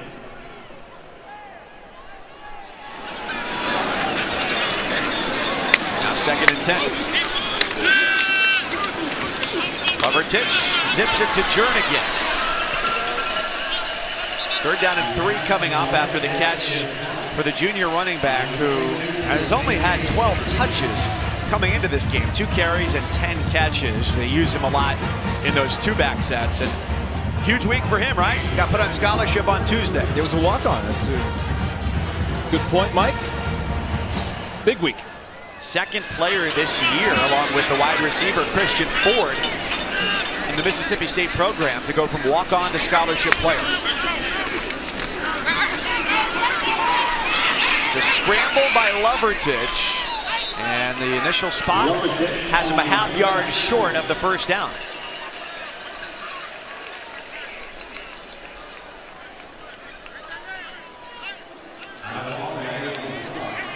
I don't think Mike Leach has it in his DNA to punt at the 40-yard line, even if it's 4th and a yard or less. And they've got the 1st down. Jernigan moves it. Well, Mike Leach, he's got the hoodie that says State across the front. How about the question we asked him on the call this week about wardrobe? Well, it was an absolutely absurd hypothetical from us, but these are just the conversations you and I have off the air that then become fodder for on-air conversation in 46-point games. There's a long ball over the middle, incomplete. That if we were to wear the exact same suit, tie, and shirt combination the entire year, how long would it take for anyone to notice? I said no one would notice. Probably not. So for Coach Leach, we said if you wore the same outfit on the sideline the entire year, do you think anyone would notice? And probably not, right? But you're in the SEC. You got a lot of scrutiny. Someone's probably going to notice that, right? But he said on his staff, he goes, you know what, I've got a couple guys, and we will let them remain anonymous for fear of public scrutiny. On the left side there. He said he's got a couple guys on his staff who he thinks wear the same thing every day. Offense, number 66, 5-yard penalty. Remain second down. I think it's a little easier, though, when you're a coach and you're wearing team-issued gear, like, every day. Like, who's going to really notice? And is it really the same exact sweatshirt these guys wear every day, or do they have multiple, like, duplicates? I suppose it depends what your level of friendship is with the people in the equipment room, how willing they are to give you more stuff. Long completion as Lovertich lets it fly, a gain of 23 yards. Carson Banks. Yeah. Banks does a good job here with the yards after the catch, makes the defender miss. That's Garlington picking up the first down. Jernigan slipping through defenders, another first down as they continue their march. There is a flag down, though. I think it's an illegal lineman downfield. Behind the line of scrimmage, back at the 37. I thought there was a lineman down the field, unless There is no foul for an eligible player downfield. The forward pass was caught behind the line of scrimmage. Thank you for the explanation.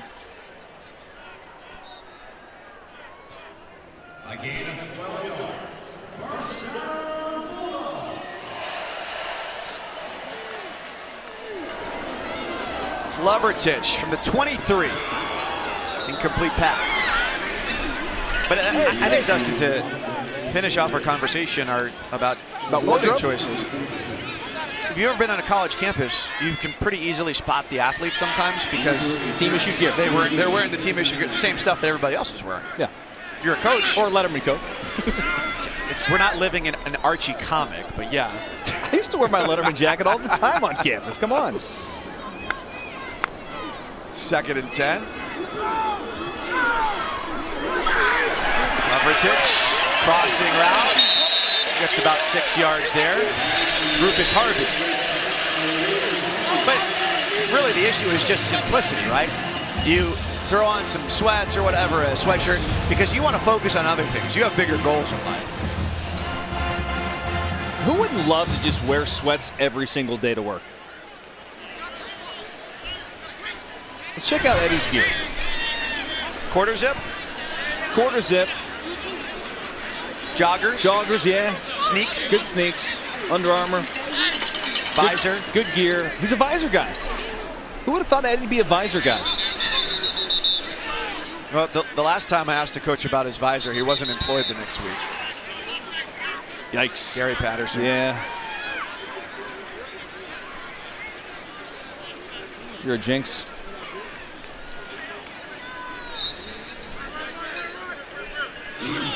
But you know what? Comfort over formality, right? Even college basketball coaches, last year they stopped wearing suits. Sneakers, sweats, quarter zips, polos. Love it.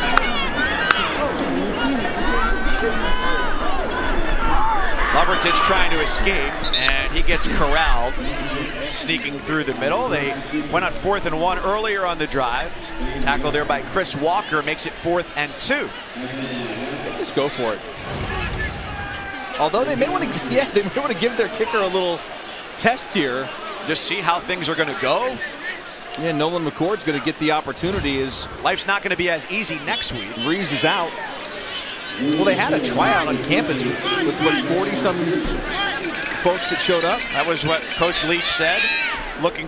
He said, if there's a walk-on kicker who's better than the guys we have on scholarship, that's the guy who's going to kick. Yeah. So McCord, who's 5 of 10 this year, is now 6 of 11. And that's the largest and loudest cheer of the second half. These fans know how difficult field goal kicking's been this year. It's 52-3.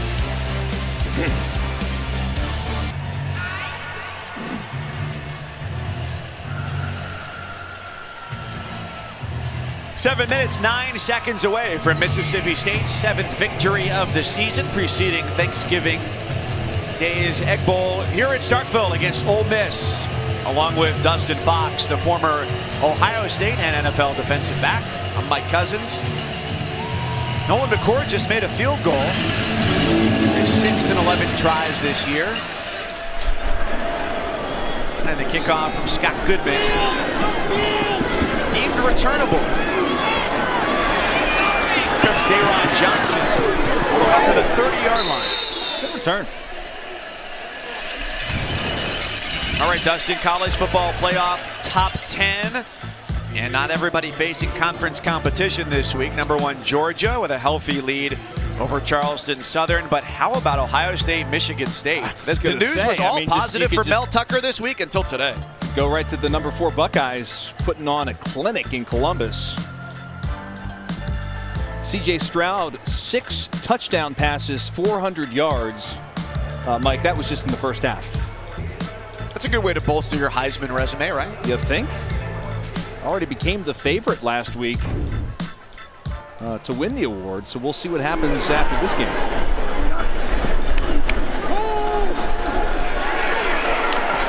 Bryant evades the rush and throws just short of midfield. You know, you mentioned it, Dustin. Thornton makes that grab.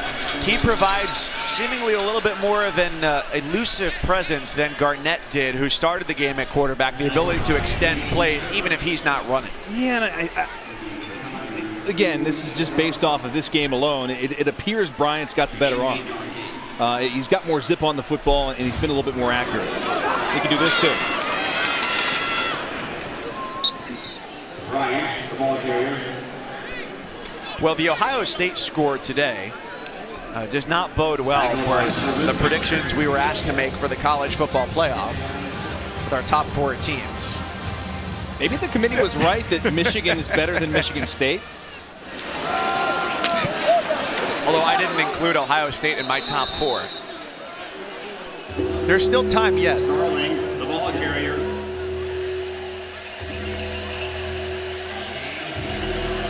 That's because,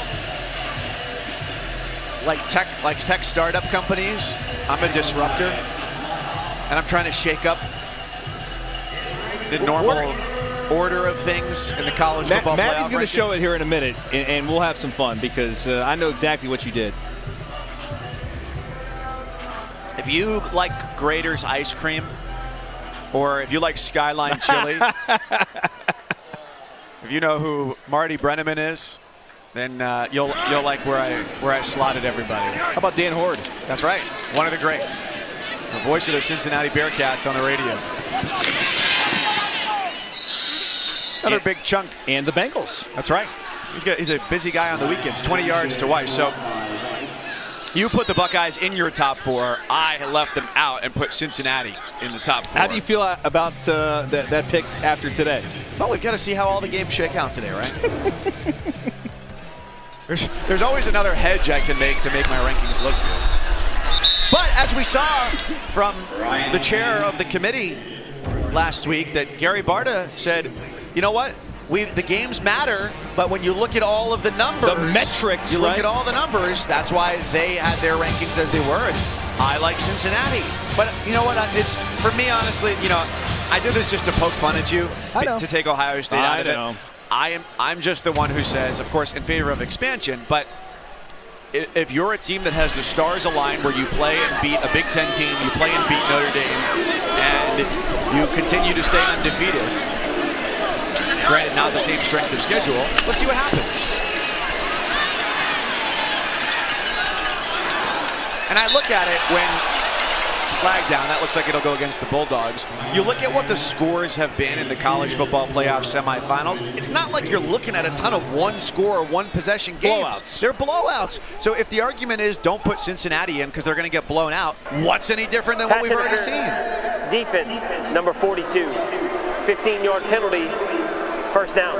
Well, and to be fair, you know, the Bearcats did face the Georgia Bulldogs in the bowl game last year and played with them. I mean, it was a one-score game, had a chance to win it, and people are going to say, well, you know, did Georgia play everybody?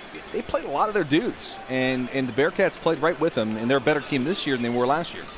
But they're not better than Ohio State right now. Sorry. Raspberry chip ice cream, by the way, from Grader's. Cincinnati, one of the notable. Did it start in Cincinnati? Because I always thought it started in Columbus. There's no way to know. Unfortunately, you'll have to take my word for it. Okay. Can't find that information anywhere. 1st and 10.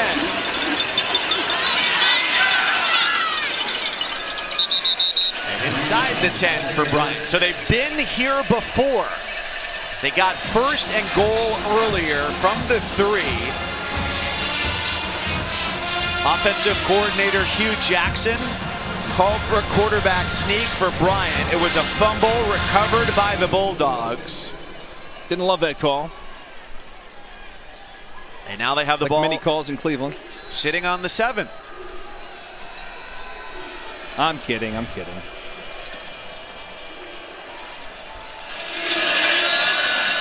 not bitter.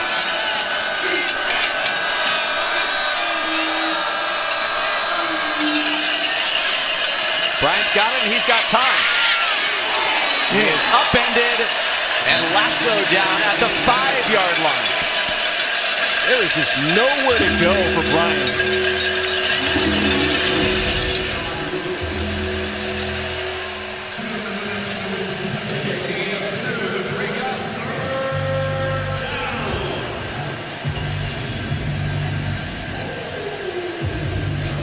Zach Arnett's defense looking to measure this day by whether they can keep the Tigers out of the end zone.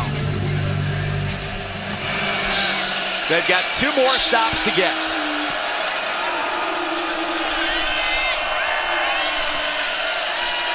Bryant hands it off, and that's a touchdown for Tennessee State.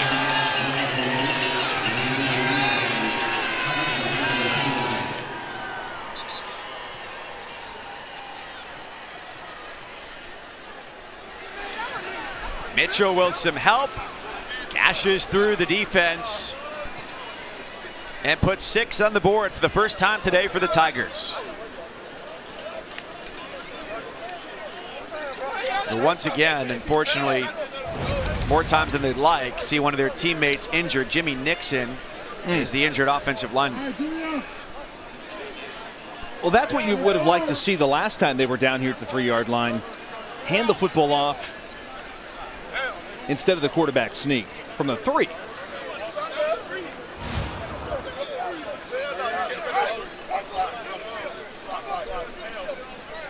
So their celebration is momentarily dulled due to the injury stoppage. But as you said, at the start of the 3rd quarter, when the Bulldogs were up 35-0, for Tennessee State, second half, it was going to be about small goals. First get on the board, and then end up with a touchdown.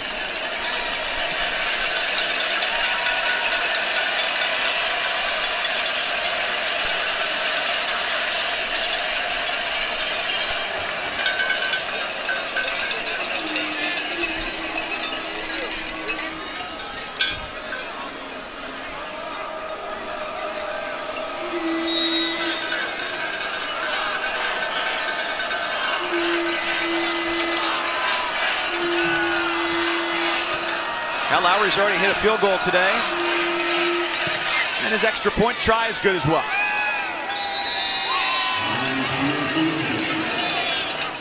So Tennessee State had a rough day defensively, but a little offense here in the second half. They're on the board, 52-10 late in the 4th.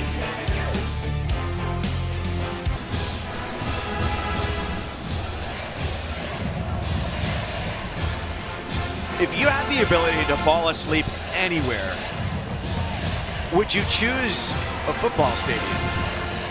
No, I think I'd choose the grass in Muncie, Indiana with a box of popcorn. We did see that Wednesday night. I really envy that gentleman's ability to fall asleep on a cement slab. It's amazing. Which then feeds into my next question of, was it a late night or an early morning or both? And he's up in section 334, maybe 10 rows shy of the top of Davis Wade Stadium. That's the second napping fan we've seen today. But he's got to wake up because at 4 o'clock, Florida and Missouri are battling bowl eligibility. He's got to stay up for Vandy Ole Miss at 7:30. Right. Don't let down Come on. Don't let down Tom and Cole and Jordan. Yeah, they got a big game tonight now, so wake up. Yeah, what are the plans for the rest of the day if you take a nap this early? I don't know. You and I got to get some dinner. Is it recharging for the remainder of the day? No, but I think envy is the prevailing theme there. Well, there may be some more points on the board with that pass to start off this drive. For Wells, who goes for 40. That's that just safety valve that you use all the time. He's the last option here, and no one takes him. Linebackers are caught up in the wash, and then he nearly takes us all the way to the end zone for a touchdown. And unfortunately, Wells with a great run. There's another injured Tigers player all the way back at the 30-yard line. They have just it's been the battle of attrition for the Tigers today, Mike.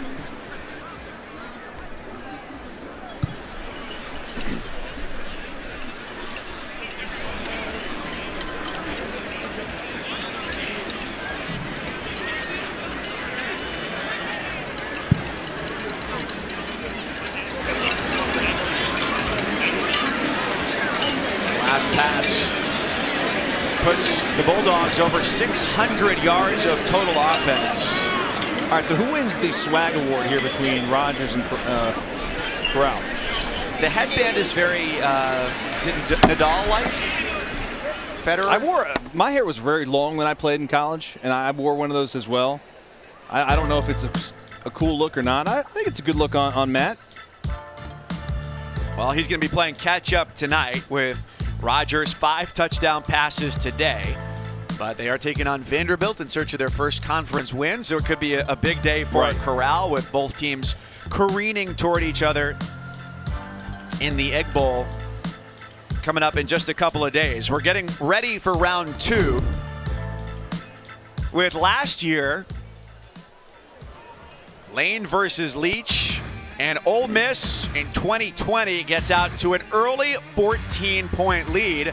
Matt Corral, Austin Williams cuts the lead to 24-21 Ole Miss. Then they go back up 10, 31-21 on a touchdown run, and they come away the winners in 2020, 31-24, the final score in that matchup.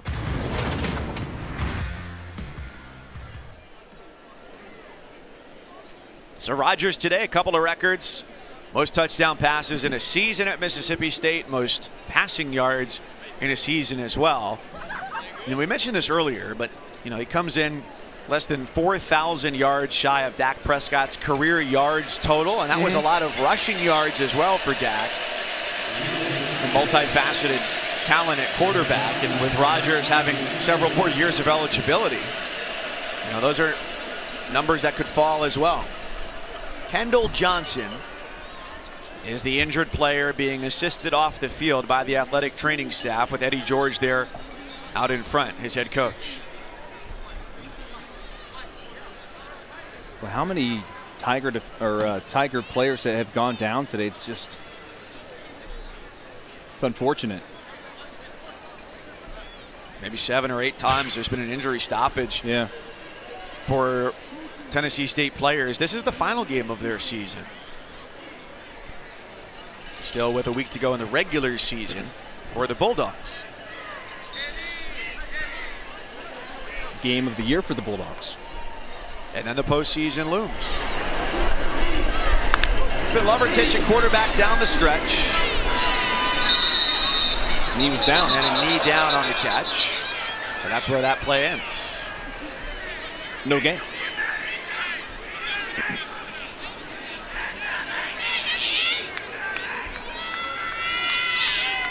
Redshirt junior Brody King.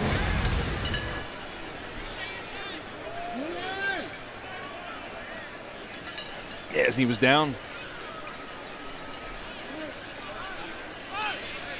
He got hit late on that play too as well by Green. Green's been all over the field today. Looking linebacker.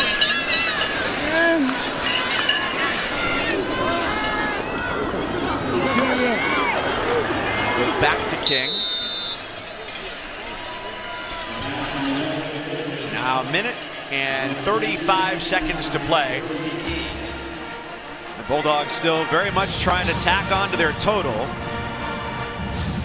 Biggest win this year, 39-point victory against Vanderbilt. Right now the margin is 42.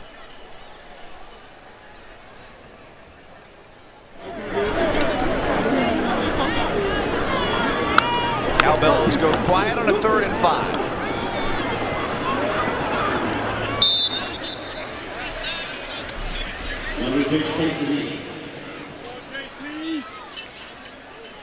You can let him try a field goal. Might as well. I mean, you've had problems with it all year. Did Corral take that knee on purpose to extend the attempt here for the kicker? Lovertich? Excuse me. What did I say? Talking so much Egg Bowl, you've now transposed quarterbacks from one team to the other. Did Lovertich take that knee on purpose to make this a longer attempt? That's 43.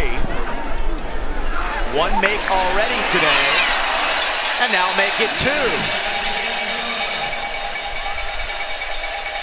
And yet, even a made field goal will not rouse some on hand here at Starkville.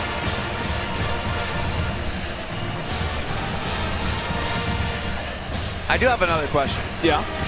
We don't know if he came with anybody, but when the fans sitting around him leave, do they wake him up? You have to, right?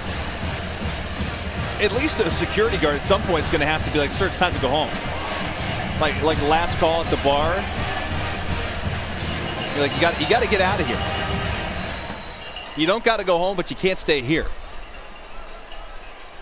Well, most big stadiums. Someone checked on him just to make sure he's breathing up there. Most big stadiums get cleaned out with leaf blowers at the end to blow all the trash to the aisles. Right. But if Cowbells didn't wake you up, I don't know what will. Maybe he's just staying until Thursday. Think he tailgated too hard? There are some questions we're going to have to go home not knowing the answers to. I need to know, Mike. So the positives in the kicking game today, made field goals. The negatives on the kickoff there from Scott Goodman. That's his second kickoff out of bounds today.